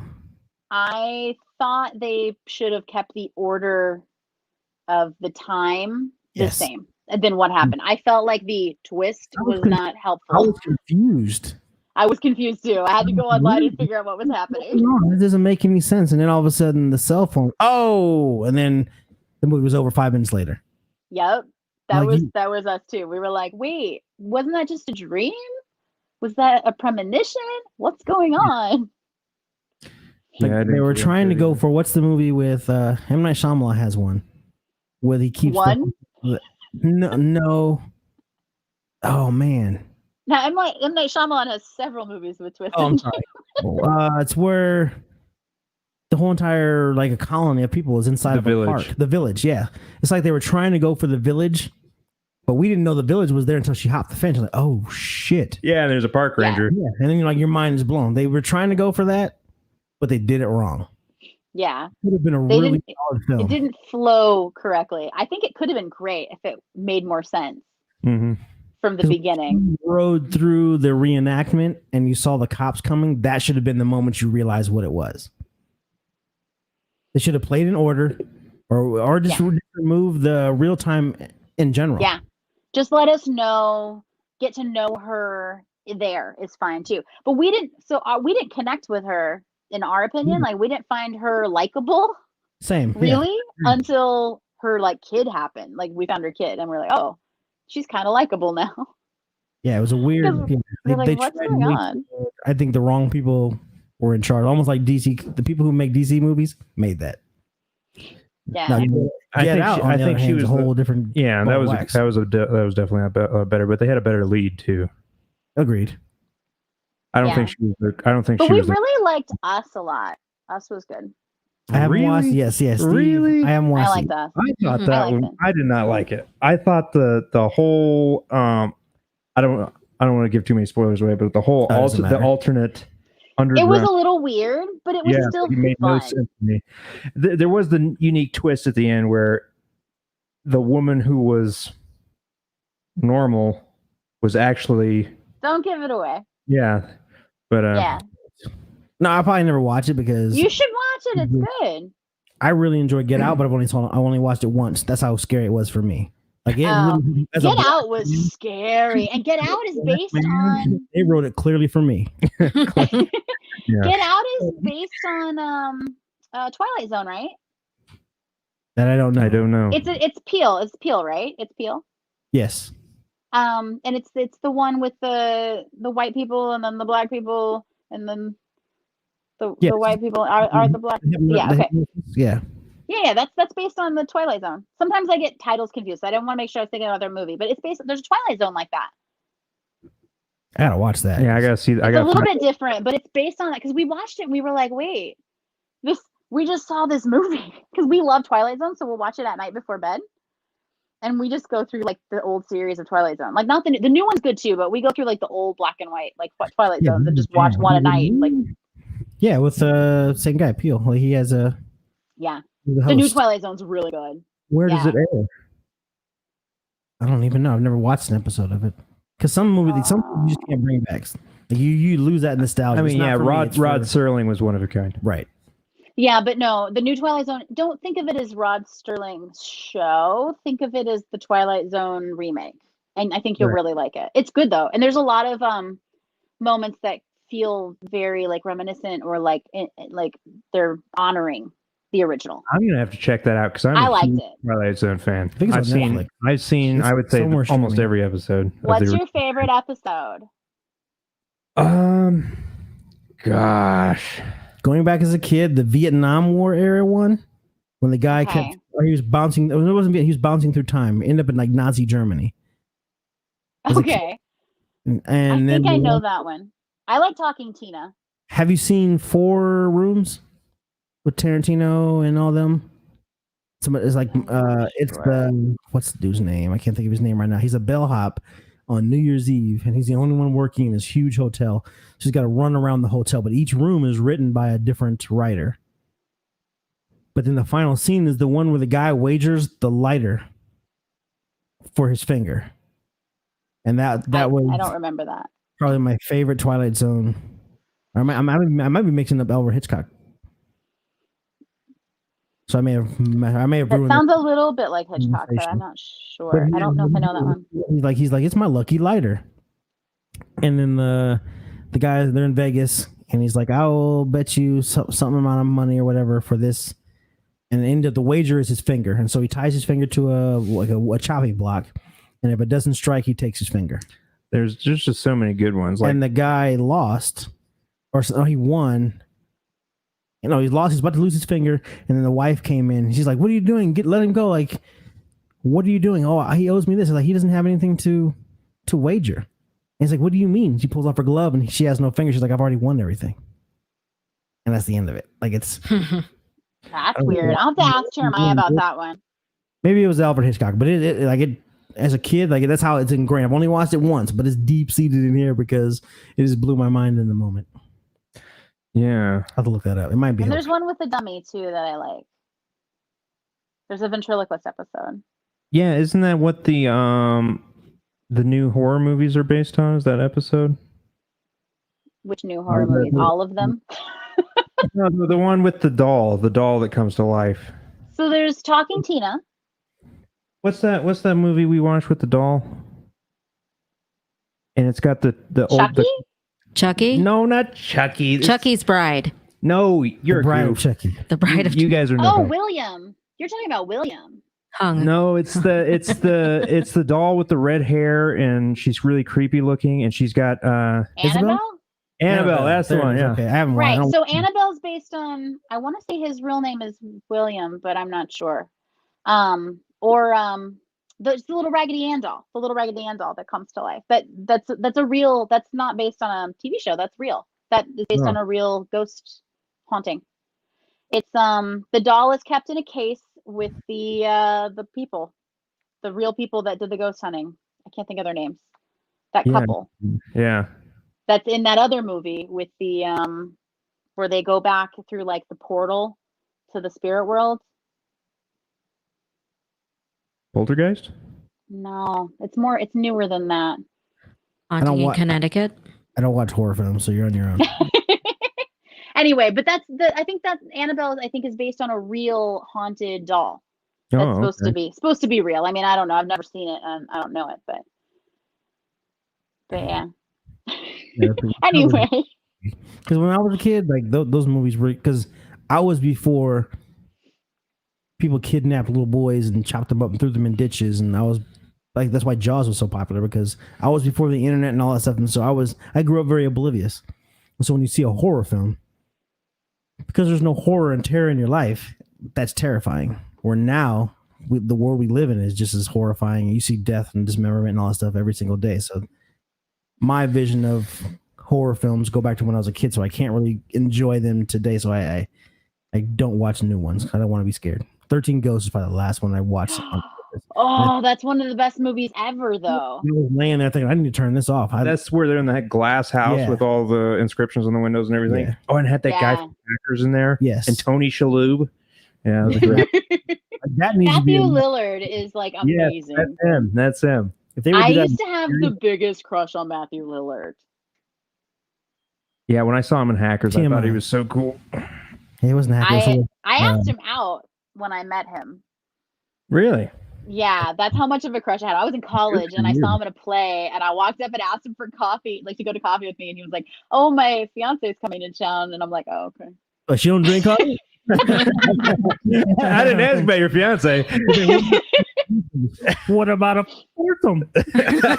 Oh, Oh, shoot. Sorry, it was a long way to go for a dummy joke. It paid off. Yeah, dude. That was a good one. Shoot. See, this is what happens. We say we're going to let you go, and that was 15 minutes ago. Yeah, that's exactly. true. This is the show. But you are welcome back anytime. And so you have my contact information, but unless you want to keep talking, we're totally fine. But I should probably go eat dinner. Yeah, All right. it's one of the necessities. It's 7:30 and I'm sure my husband's waiting for me. He's like, "I thought you were gonna be done around 7." Yeah. But, All but right. thank you guys so much. start talking. You're very welcome. And thank you for coming on, and good luck with your run. Ice your knees and enjoy your dinner. Thanks. All right, bye. Bye. Bye. More entertaining than I expected. Yeah. Yeah, I didn't even care about that. I wanted to meet the. I don't wasn't even sure. care now because she's an interesting person. I almost thought it was going to be like another Canadian, like it was with the Canadian girl. Right. Just kind of dry, boring. But she was actually really warm and interesting. Oh, it's fun. Oh, yeah. Like we ended up talking 20 minutes past normal. Yeah, we've been going an hour and a half almost. Yeah, it was awesome. And we didn't get to meet her mannequin. Or I keep saying mannequins. I don't want to say dummy. We didn't meet any of her dummies. Yeah. Speaking of which, how far? I didn't want to ask her, but how far would I have to put a stick up your ass in order for me to flick a switch and you move your mouth? Well, it doesn't matter how Dangerously far. It doesn't matter how far. It only matters how much money you got. Why is it always about money with you? Earlier you were talking about you'll drink a urine for $1,000. Well, hell yeah, I will. That deal's still on the table. You pony up and find that fucking cash, and we can talk more about it. He says this now. Until then, yeah, you're 2 liters. That's too much piss. I can't drink that in one fucking sitting. Okay, it's Not for $1,000. It's got to be a manageable amount of piss. You have all day. I don't want to be drinking piss all fucking day. It's got to be done in 5 minutes. No, we'll do it in the length of a podcast. We'll do it live. Yeah, and I'm just sitting here with a 2 liter of piss, just like, yeah. No. You can put it off to the side. We'll pour you a glass. Oh, that helps. That makes it manageable. Yeah. I'll take another shot, sir. Thank you. May I have another? Can I refresh your urine? Put a little ice. Can I have some more? Yeah, more ice, please. We'll make them brown cubes just for. Yeah, piss cubes. Yeah. Oh, okay. We can do that. That's what we can do. We'll get a big glass of water. We'll make ice cubes out of urine, and the faster you drink the water, the less urine you drink. That would be a cool. Yeah. Well, I could drink water pretty fast. But a 2 liter.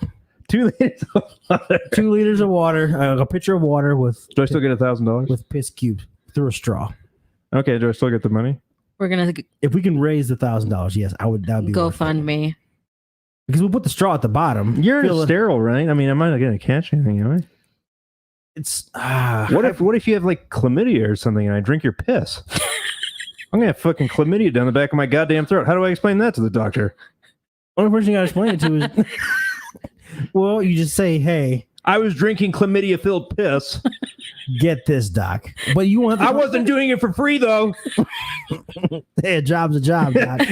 But you could show him the footage and be like, hey, how'd you get this? Watch I've got a video, and then be like, no thanks. Watch episode 14, you'll get it all. Yeah, and they'd be like, okay, I don't want to watch any cuckold stuff, so you can just save that. So you're not willing to promote the show. That's what I'm hearing.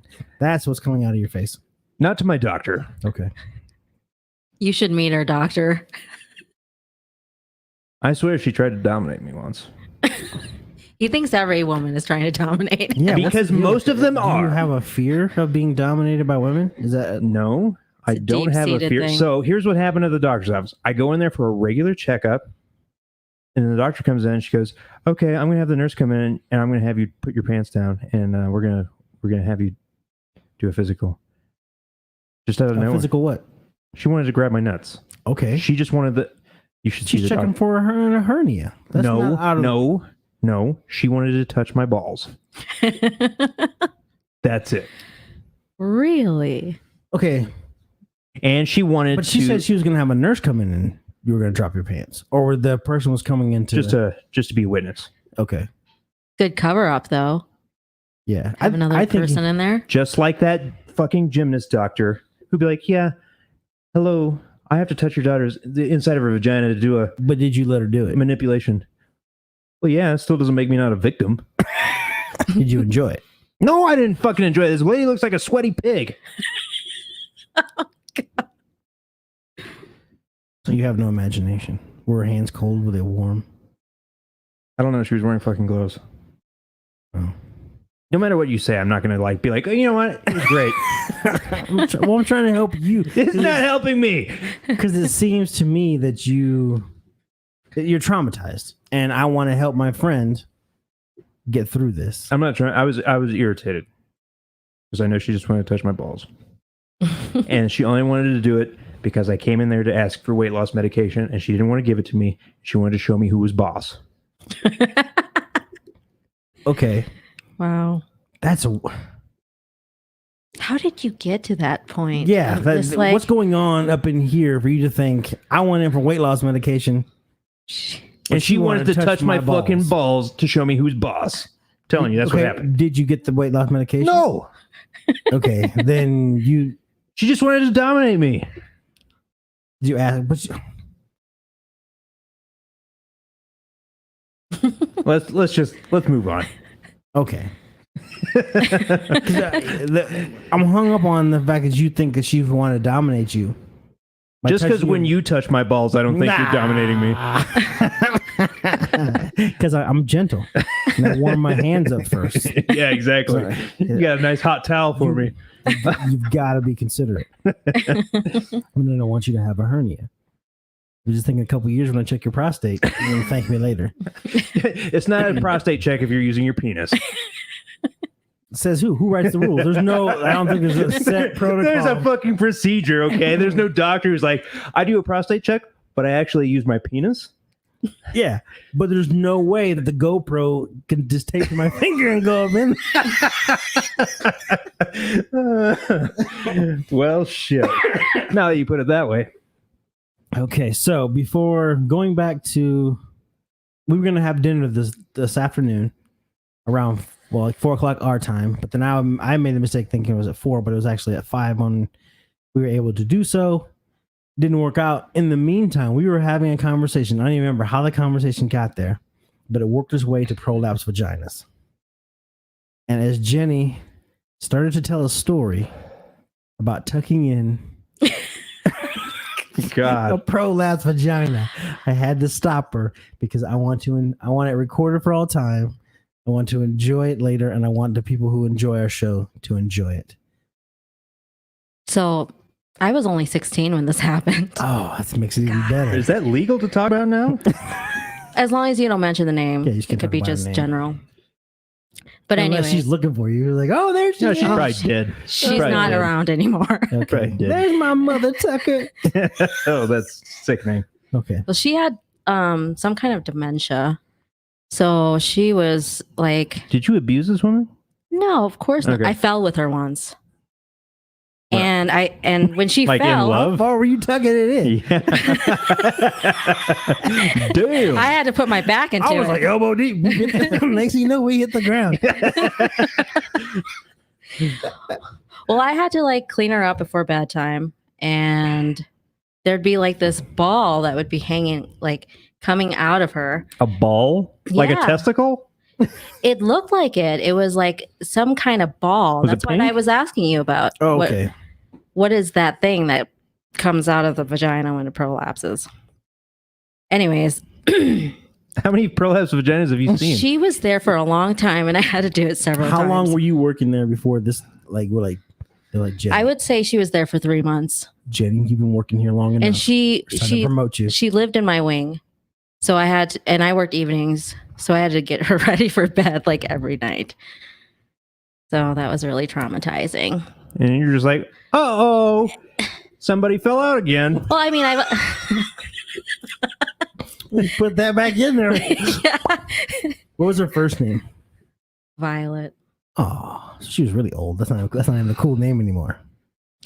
Yeah, I fell with her once, and she scraped her, like the skin off of her, from her wrist down to like, I don't know, the middle of her. Yeah, I've heard stories about certain things. We were going chiropractic college. We were taking the geriatrics class, and they're like, you got to be really careful. Yeah, because their skin is just. When you do a wrist adjustment, you pull the skin like that, and I've heard like people just split their skin and just peel it right off of their hand by setting up a technique. I'm like, what the fuck? Yeah, that was horrible. They lose all elasticity and they're dying. It was just really. why I people was stink. distraught. You were having to- distraught over Yeah. pushing a Yeah, and then I blown had to out like. pussy back? So did you have to do it by yourself? Like there was no like, hey, by the way, I need to go in here and tuck that in. She wasn't like a resident who needed a lift, like one of those machines Right. to move her. So I did it by myself. No, we're I talking just- about the prolapse here. Oh yeah, should I had to muscle- put it. I had to put on gloves, of course, but Well, thank fucking God for that. Technically, you didn't have to. I didn't have to. You but- were just being insensitive. yeah, exactly. I'm just gonna put some gloves on. You don't mind, do you? She's probably offended. Like, bitch, I'm clean. You don't want to do it with your bare. Yeah. What the fuck you need gloves for? They told you come in here, clean me up, and tuck me in. As timid as I was And then back tuck me then, in. I probably would have done it. Oh, so you clean her. Wow. I have a Did you know you were gonna have to do that when you went in the room? yes, of course, yeah. What happens if you didn't do it? What if you just left it hanging out? Were you gonna get in trouble? I had one round before I had to leave. So if it wasn't done, I mean, the overnight staff would know. And so what? And if they knew and you didn't do it, No, they're ratting you the fuck out. well, yeah. how would they know that it just didn't fall out again? Probably I falls don't out all the time. Yeah, apparently. Well, So you you know, were I was probably just having a- following orders. Oh, so you were ordered to do it?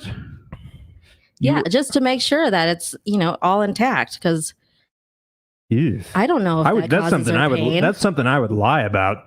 But yep, it's all good. Yeah, and it's like hanging out of her. Well, yeah. What do they go and double check your work every fucking time? I doubt Well, it.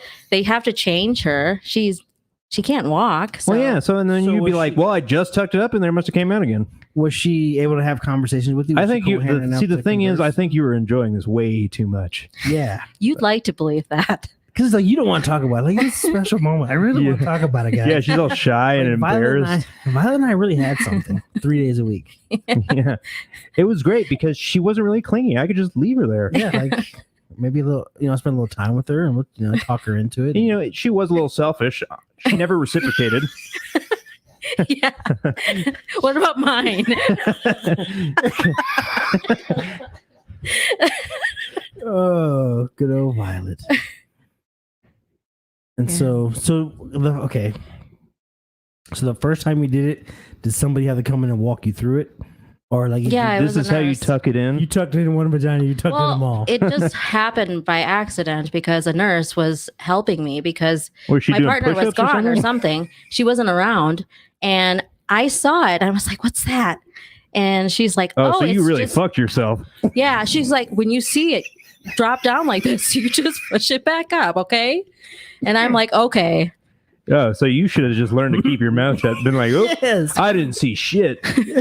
I know what that is. One, you told everybody in the room you were looking at her vagina. Yeah, like, what the fuck are you doing staring at a fucking old lady's was- pussy anyway? It was huge. That does not help your There's case. no reason to be looking at her It was crotch. huge. Yeah, you're a fucking It was psycho. It was like a testicle, like a huge You testicle. didn't know it was cute until you looked at it. Yeah, you got to look at it. You don't have to fucking look at it. You're looking at it for pleasure. Yeah. Okay, let's say, I'm changing her brief or something. You're going to see it. Oh, it happened while you were changing her diaper. Or I mean, sometimes. you didn't say And that. You sometimes didn't- you're leaving out sometimes information. it would happen like when I was trying to clean her for bed. Sometimes it happens going down. It just drops whenever it wants You to. hit me in the face. Almost put my out. Oh, I was doing such a good job. I wanted to give me a kiss. That is foul. That makes me want to hurl. So Like, I feel queasy. Disgusting. Just a wet, stinky, old, blown out pussy just slapping you right in the nose. Fuck that. Kill me now. How long would it take? Couple Not seconds. very long. No. Just push. That's You it. didn't spend too much time in there playing around. Of course not. Like who? I don't call it playing We put it. around. We put it in. We put it out. We put it in. We put it out. Hey-o, you like this? How's that feel? Come on, Violet. Are you close yet? I can't. I got another. I got more rounds to do on my shift. I can't be in here fucking all night. Every time Violet answers, you gotta pull her head back out. What is that? Oh my god. You Oh open there with a no. flashlight. Oh man. Unfortunately, I didn't carry around flashlights. Thank God. I don't need any more detailed description than what I got. What is that? I was trying to provide her with the best care. Yeah, I'm sure she possible. enjoyed it. And I appreciate your professionalism in this conversation. But it's still, I mean, it sucks that happened, poor Violet, but did her kids come and visit and stuff like that? Yeah, she had kids. And they couldn't have done it for her? Yeah, you could have showed They him didn't how. come all the time. they Come here, little Timmy. Let me show you. Help Grandma out. Wooden cleaner for you. All right. So the next thing we ended up talking about was I had a close friend in high school. I spent a lot of weekends at his house, and his dad had a friend who was strange to say the least. And he was telling me a story about, he was telling me and my friend, and we were both maybe like 16 at the time, 17 maybe, about a time where he had a girl sitting on his face in a portion of a turd. I didn't know we were going with this, but remember we talked about something. She was sitting on his face, and a portion of a turd fell out of her ass and onto his chest. And he was cool, calm, and collective, flicked it off his chest, and kept eating pussy. And I was asking Jeremy, what would you do if a turd fell on your chest while you were eating a woman out? Would you keep going? Would you flick it off and just say, hey, a little bit of poop never hurt anybody? Or would you have to say, bitch, get the fuck out of my house? You just shit on me. It's and it's one of those like you think in the moment I want to be a professional. Yeah, I want to be a professional. That's your first thing. All right, be cool, be professional. It's just some poop. Don't panic. if Donald Trump can get us through COVID and not get us into a panic, I can get through shit on my chest. Damn. All right. That's crazy. Okay. How hard did it hit? It was like a. I mean, Was it solid? yeah, it's probably got to be solid shit for you to flick it off. Yeah, but it's smeared. Yeah, because I got a hairy Couple chest. flecks. I don't have a hairy chest, but I got a patch of hamburger meat like right here. And so my thought is, yeah, if I hit it and smear, so I'm not gonna touch it because now I got. Because if your first instinct is to swat it, now you got shit on your chest and on your hand And on your carpet. and you got a job to do. Yeah. And you say, hold on, bitch, I gotta take my hands off. I got shit on my hands.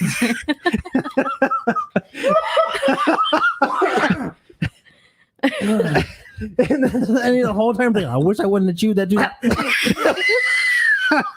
wish I wouldn't have swallowed that piece of toilet paper. Oh fuck.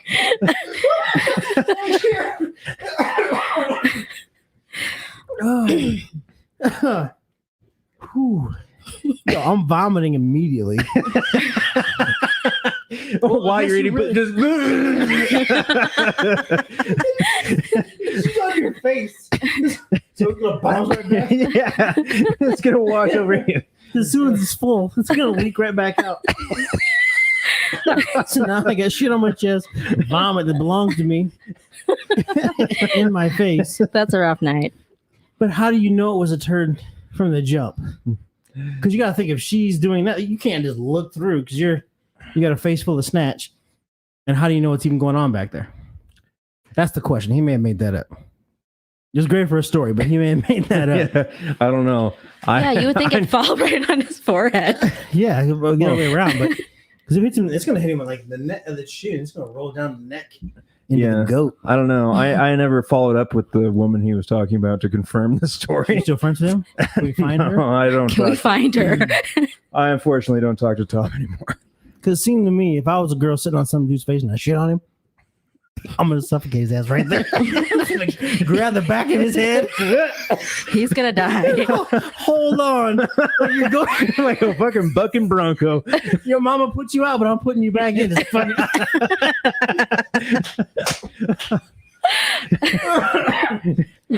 You are not telling anybody about this shit. And the prolapse comes out and envelops his head. That is disgusting. Oh. Yeah, you pretty much have to suffocate him at that moment. That's what I'd be afraid of. Like oh my god, I think she shit on my chest. I'm gonna die tonight. And you're gonna feel his her hands just come around your ears, and you're gonna whisper, "Good night," and that's it. Oh, that was awesome. My chest hurts now. Why don't you tell the other one? The other poop. I don't even know. The other poop one? Yeah. How many poop But stories you got, bro? Your cellmate had that girl over. What? The one that you told me right after this story. Diarrhea. Oh. It wasn't my cellmate, but Okay. that's where I was Well, getting tripped whoever. up. So this guy was. How many shit stories do you have? Hey, I don't Listen. It wasn't that one. Hey, at least it's not. That was a blowjob. That was not Go the back to my catalog. Yeah. All right, so this guy was fucking a girl, making love to a girl, however you want to put it. Yeah, it's a children's show. Yeah. And she was on top, and as she climaxed, she diarrheaed on top of him. Wait, she was on top? Yeah, she was so riding cowgirl, and then as she came, she fucking squirted. She fucked the shit out of her. Literally. Oh, that is disgusting. Well, okay, well, first of all, why are people sharing these stories? Those are called secrets where I'm from. Like, I don't know. They are from where you're from. Yeah, this is No, they were implanted. They probably came down from Canada. and I was as far as they got. Oh. That's, yeah, so that would be a whole nother mess because diarrhea is going to soak into that mattress. You're going to have to get a new fucking mattress. It's going to go right through the sheets into the mattress. How did he know that's what it was? Or did she react? I don't know. She had to have known. He was gonna find out sooner or later. Yeah, there's no like the smell. What is that? Did you just come a lot, or is that shit? But again, it's one of those situations. Thank you. And he's gonna just lean forward and choke him because that you kill people for shit like that. Like I said, I didn't validate the truth of that either. It'd be a strange thing to lie about. That's a strange story to make up. Yeah, why would you? Yeah, that's a strange story to tell. Like, it's cool coming from you because you heard it from the person, but you don't tell people that. Because now I gotta tell everybody. Yeah. And especially if you know the girl. Like, don't. I'm assuming he never got with her again. Are they married now? Got like 3 kids. Yeah, I don't think they stayed together after that. That was kind of a one-night stand. That'd be different if it was your wife or something. No, but like the first time you got together. And like, how'd you guys go? That is sick. Funniest story. That so anyway, I'm riding him like a cowboy. I scream out and I shit on him. Oh, he ain't never gonna leave me. If he haven't left me already, he ain't gonna leave me now. Right. After what would I put him through? Yeah, that's the test I put men through. I go out and I get some laxatives, and then I let them fuck me until I shit. And if they stay, I got to keep her. Because Taco Tuesday is always followed by Taco Tuesday. Yeah.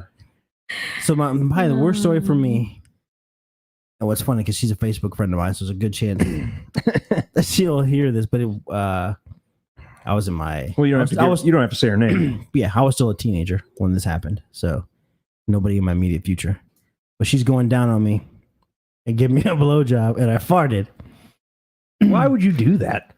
It wasn't on purpose. Oh, okay. Like, why would someone shit on your chest? I'm sure it wasn't on purpose. It was just feeling so good. My body relaxed, and she didn't skip a beat. And the whole time, because again, I'm immature. I'm immature at 45, obviously, based on the conversation we're having. But I was either 18 or 19. And she was much older. That's why we were at her house.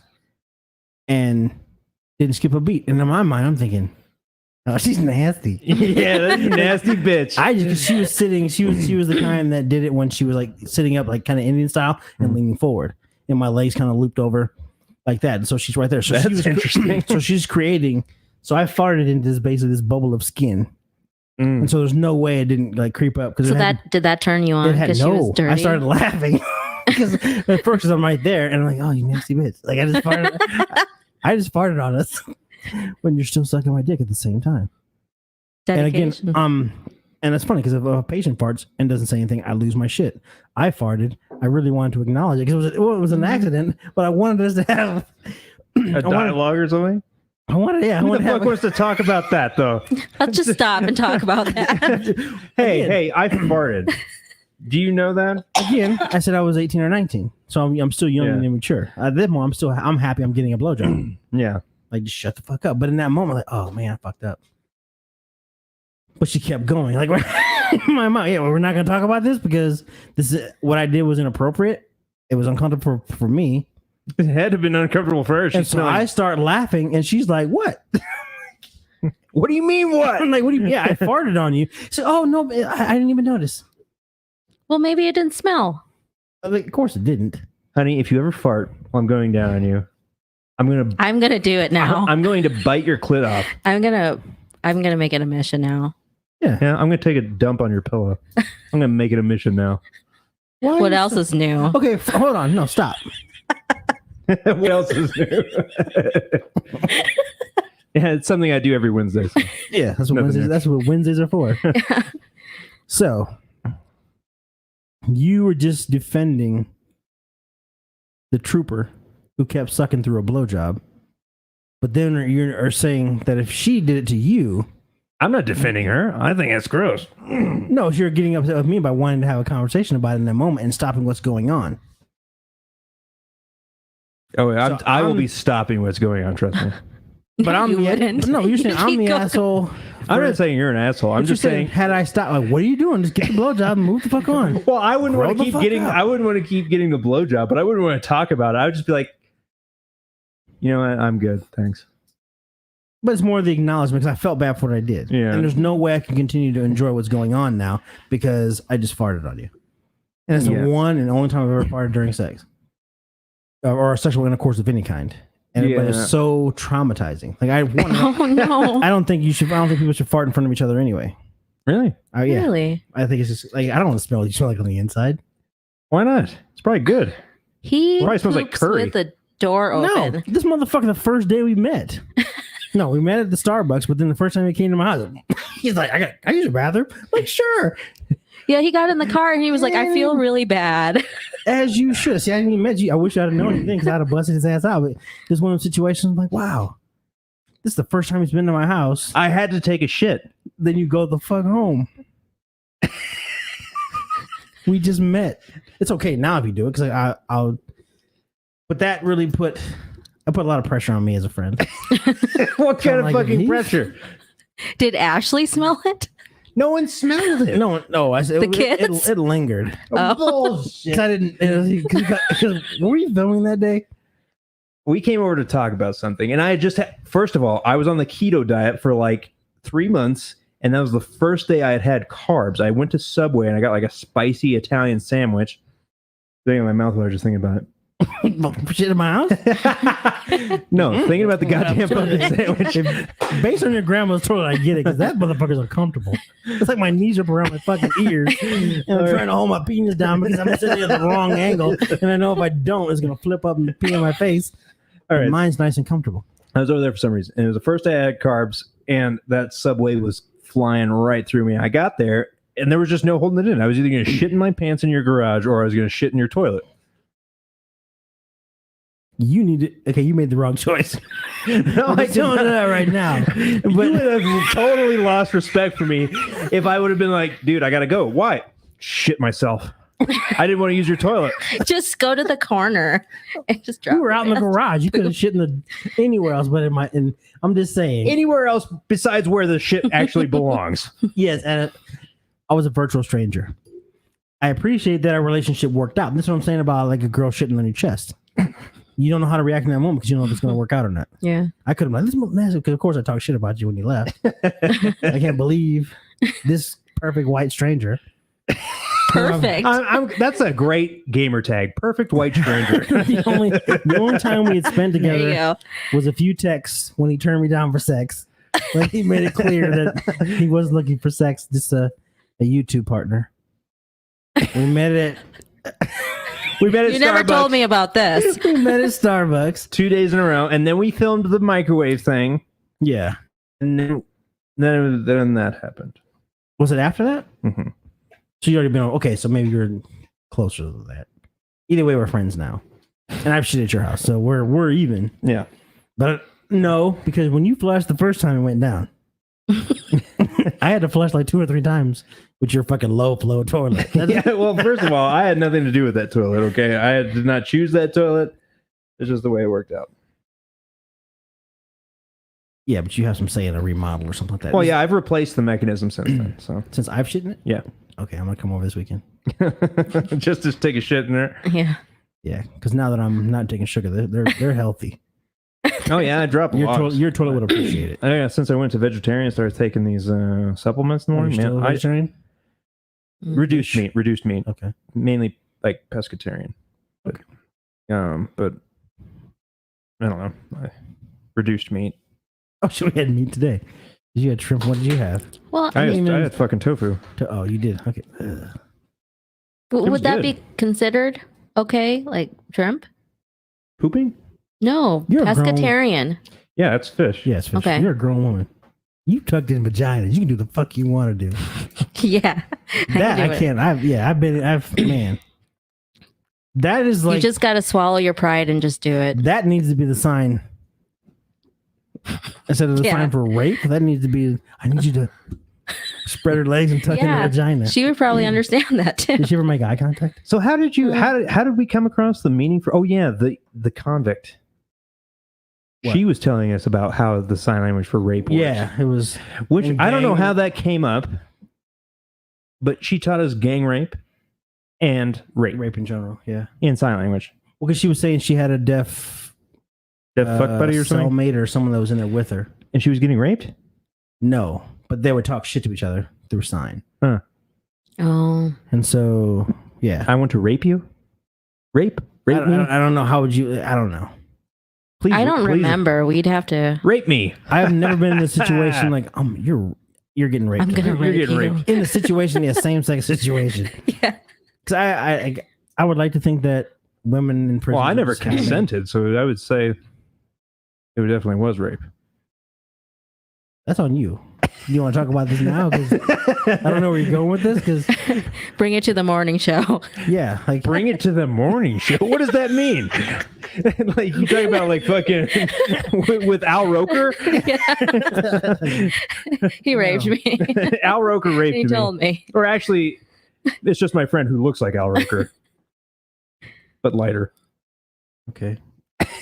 Al Riker Al Roker. is lighter. No, Al Roker is darker than you. You're my friend who looks like him. I went from Lawrence Fishburne. Now I'm Al Roker. I You're don't just even bald. look- You're bald like Al Roker. Lawrence Fishburne still has hair, so Wow. I know you guys don't all look alike, but there are some. But that's what you're saying. That hurts. Just kidding. What? I probably look like Jim Carrey or something, or maybe Brad Pitt. Okay. Let's ask Jetty. When I don't know. when you first saw his picture, let's go. I thought he would look like Ryan Gosling in his pictures. See, And I got Oh, that you quite saw- a bit from my girlfriends You too. saw a picture of Ryan Gosling, and then you met Steve.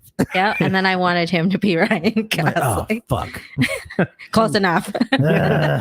So much for that look. yeah, he has the nose. I can deal with. I can work with that. That picture that's on the foyer shelf. He looked like what? Oh, what does he look like? Dude from the Green Mile. I can't think of his name right now. The black guy. You look Yeah, you look just like the black guy from the Green Mile. Tom Oh Hanks. my God, what is his name? Not Tom Hanks. No, he played Buffalo Bill. What is his name? Oh, Great actor though, Sam Rockwell. Oh yeah. That picture looks like a young Sam Rockwell. Yeah, you've heard. I've also gotten that I look like the Prince of England, Which one? the balding one, William. Oh, because one has like really full head of why like. wouldn't you get that? Yeah, you got unlimited resources.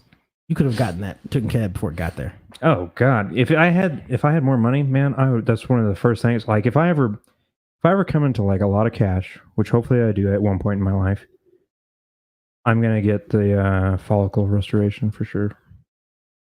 For the top of my head. Because you're still young.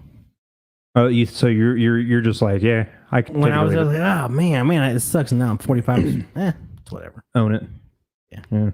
Because now, who cares? Because see, But what I would what like sucks, to do I got to is keep it just- short all the time. That's the Yeah, see, annoying I was part of it. thinking that like I want to just start shaving my fucking head, and she won't let me. Yeah, because he's got such I a don't- long head. A Yeah. long head? Has he shaved? Well, I got a long dick head. That's that was totally a left yeah. Why did That you? was That is unrelated. unless you got a picture of it, no one cares. Well, I've got several on my phone. I could Post just show it. you one right now. What's wrong with No. you guys? Oh, he's like, yeah, Well, we can look at it, but he was joking. I'll put it up. You want to talk about it? He's got a No, whole on there, I folder wanna- full. We're gonna share it together. Why do you have a folder full of pictures of your penis? I'm vain To send in the and future. veiny, Why would you? vain and veiny. Does he send them to you all the time? Because he sent me No. the picture of that black I just dude. sent you one the other day Yes, but while you're at the doctor's office. yeah, but before that, it had been years. I don't do it very often. But when I do, it's usually a pretty good one. But why would you And send- he was just doing it just to irritate me. Was that why I was doing it? think you should open up in front of somebody else?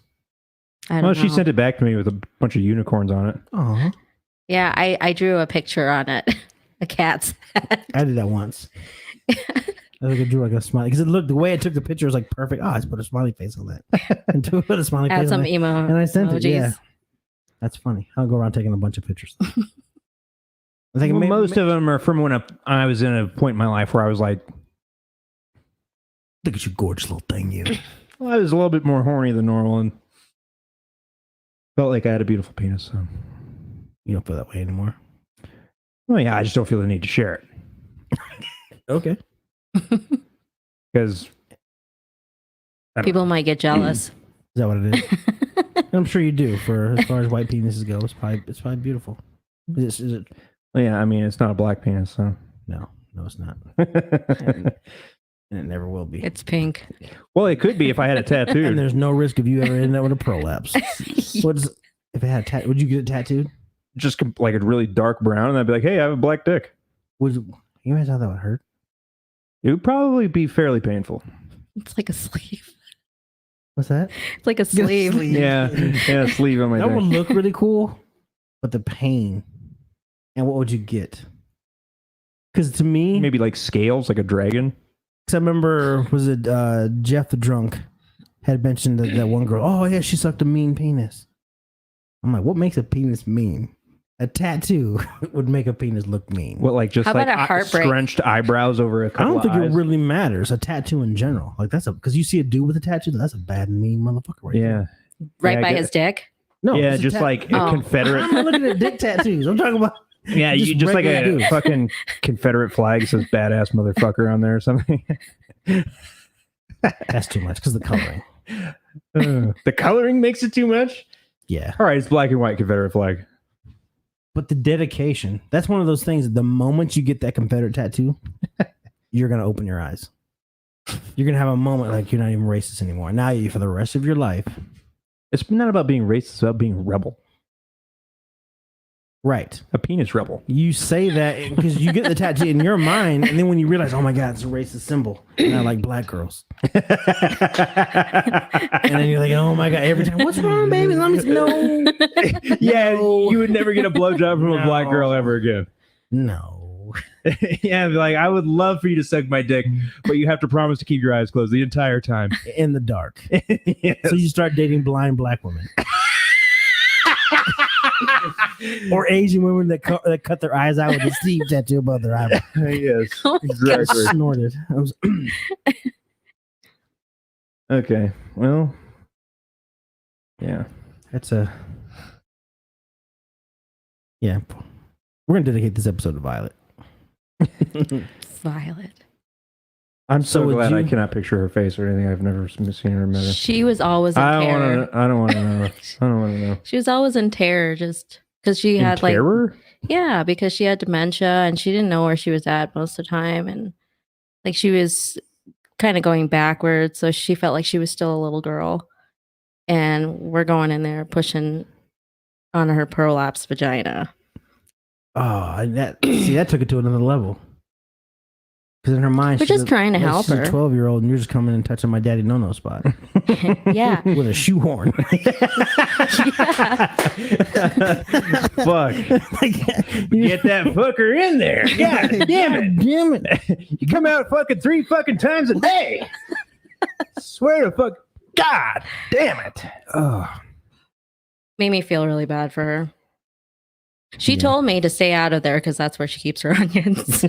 no, why did you not? See, I'm glad we revisited this because that explains the smell. But it's like one of those, Fuck. her onions. Did you? Onions. What does that mean? I don't know. Yeah. And I'm gonna ask her, and she's gonna Get out of my onion box.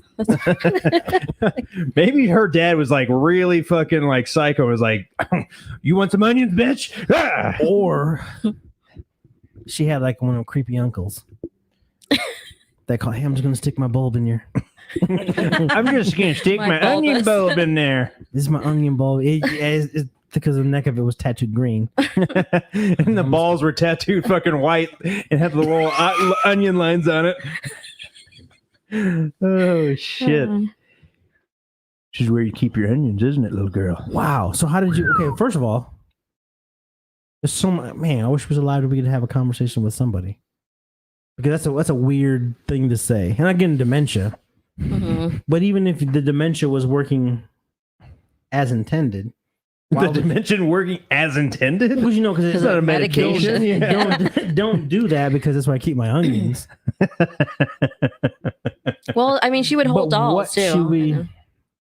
What would she be referring to? Like, look back, like, oh, you think they misspoke, or the brain rewired, so she meant to say something else, but she said onion Probably. and replaced. And so what would you replace? Don't do that. That's where I keep my anything. Where do you keep? What do you keep in there? Loose change? I don't know.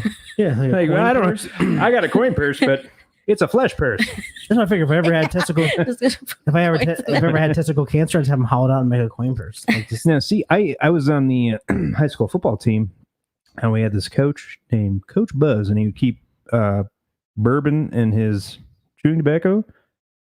And he told me, he goes, "Yeah, when I was in the Vietnam War, or maybe I don't know. It was one of the guys on the fucking football team. He said, yeah, you go over there and there'd be a prostitute. You ask her 50 cents, she could drop you 50 cents right out of her pussy. She'd give you exact change. She had a whole roll of quarters up there." My God. In Vietnam? okay, Wow. football, the sport, right? Yes. Okay. What What do you mean football? What other So, yeah. football is there? Well, I don't know, besides man. the sport. It's like, Steve, we're gonna put you on the team, but I need you to come over and try out of my house Yeah, in my basement. and bring some quarters. We're going to see if you can live up to Hung Lao. Because she was a professional. Too buku. Could you imagine? So, how did that conversation start? You're a young adult. You're a teenager, Mhm. and a grown man is having conversations with you about his drinking.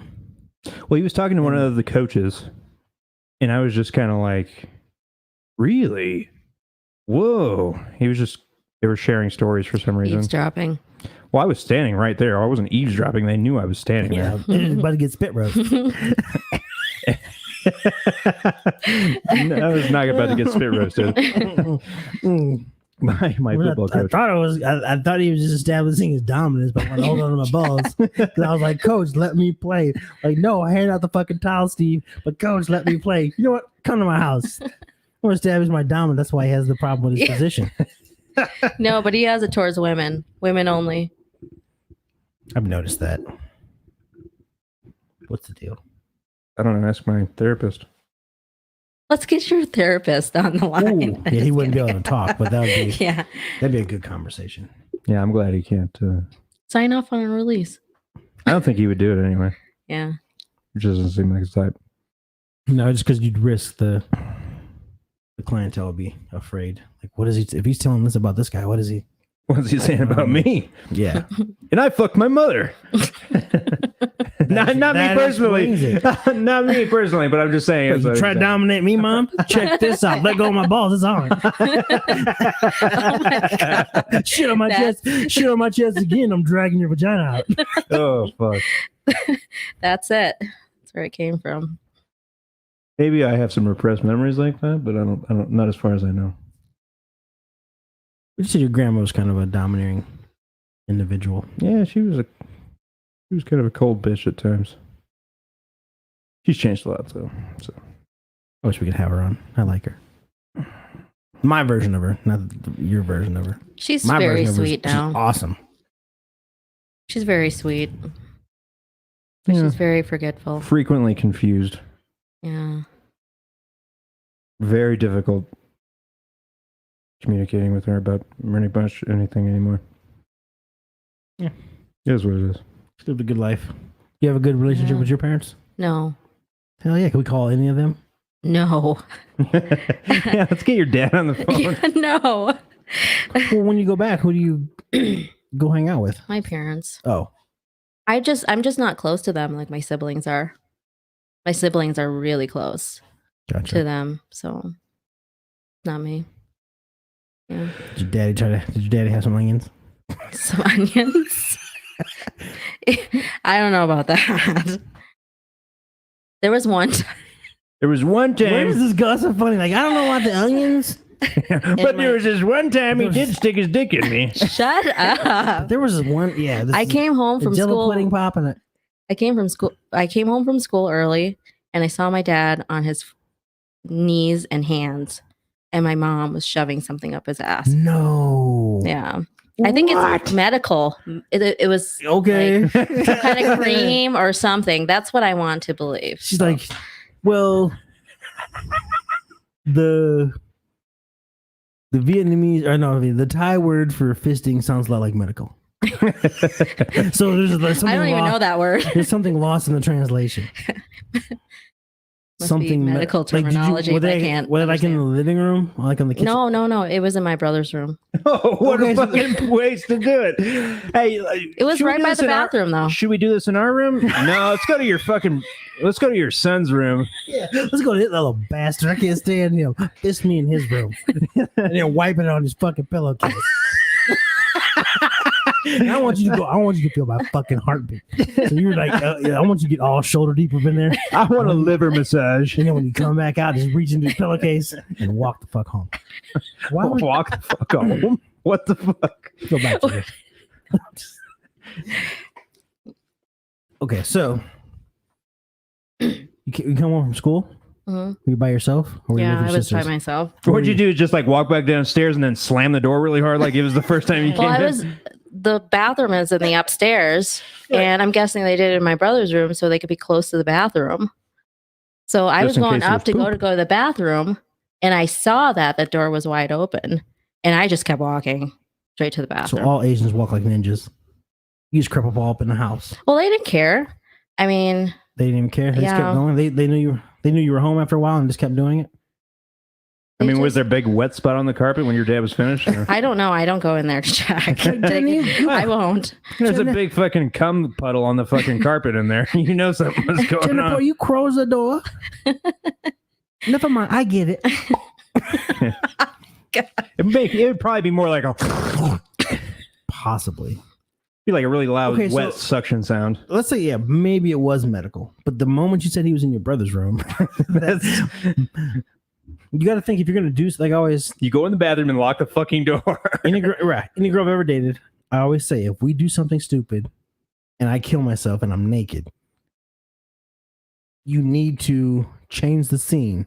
I don't care if you go to jail for my murder, but put clothes on me. Like so, I That's what refuse. Steven does. I don't like to do things while I'm naked that I may be caught doing when I'm dead. What, like sucking dick?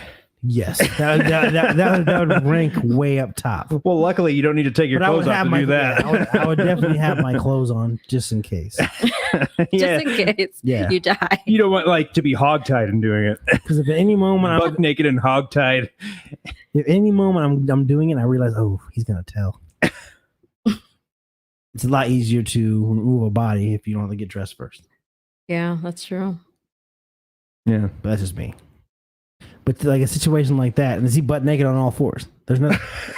Yeah, he's butt naked on all fours. Is your mom naked too? No. What's She's she not. wearing? Is she wearing like a thong I and don't a fucking remember. a ball gag? I spent my life trying to blur that out. She wear like a clown suit, like Yeah, what the fuck is going on? I would remember that. like a lumberjack. She doesn't wear costumes. Got a big softball bat in there. Ow. Woo, what you? Got a fucking Nerf ball up there. Maybe she lost her keys. I'm trying to think. I didn't know you had a brother. That's cool. Yeah, I have a brother. That's one way to find out. I knew you had two sisters, but now I find out you have just one brother. Mm-hmm. He's traumatized. Oh, yeah, after 'Cause fucking this- putting his head down on the pillow. Because the smell, when you come in, like, what the fuck is my I never told him. Smells like raw ass and cum in here. He was too young. He was way younger than me. So I never told him. What, how old were you? I don't know, 13, maybe 12. So it makes him what? The brother. Probably 4 or 5. Are you close with him? Can we call him? I'm not close to him. Did he have pink eye a lot? I don't know. You have to ask. Yeah. I can't. You won't. Yeah, you're right. Yeah, chronic pink eye. No one can figure out why. My All of a sudden, we watched his pillowcase and it went away. My mom's right arm was so smooth. She used to shave just her right arm and then keep it covered in baby oil. And then my dad's ass was always smelling like baby oil. But I'd be sucking his dick and I'd be like, Dad, why's your fucking ass smell like baby oil? And where's this onion you promised? Oh, fuck. Steven loves onions. Oh, fuck. So I'm sorry that happened to you. That's all right. That's my childhood. Yeah. Some weird shit. Yeah, no, that's no. Anal fisting is not At cool. no point. How much was she was like elbow deep in there, wrist deep in there? Were they talking I to each knew other? that he was naked You didn't because like I get a could see good him look. from behind, but I don't know what she was shoving in there. A dildo? So I just automatically assume a fucking was something Pepsi can? I don't know. I don't know how experienced your dad is. So maybe it's something a little bit more narrow in diameter. Maybe he was like a drug smuggler. Yeah, and she was pulling out like, Yeah, that's He's a gotta drug. be it. He was a drug mule, and they hid it in your brother's pillowcases. Yeah, and my mom was shoving it up. Like, we got to make this money. What's your dad's name? So cool. So cool. That's kind of dope. So cool. So cool. Is that a nickname? Like, bro, you took her whole arm. It's so cool.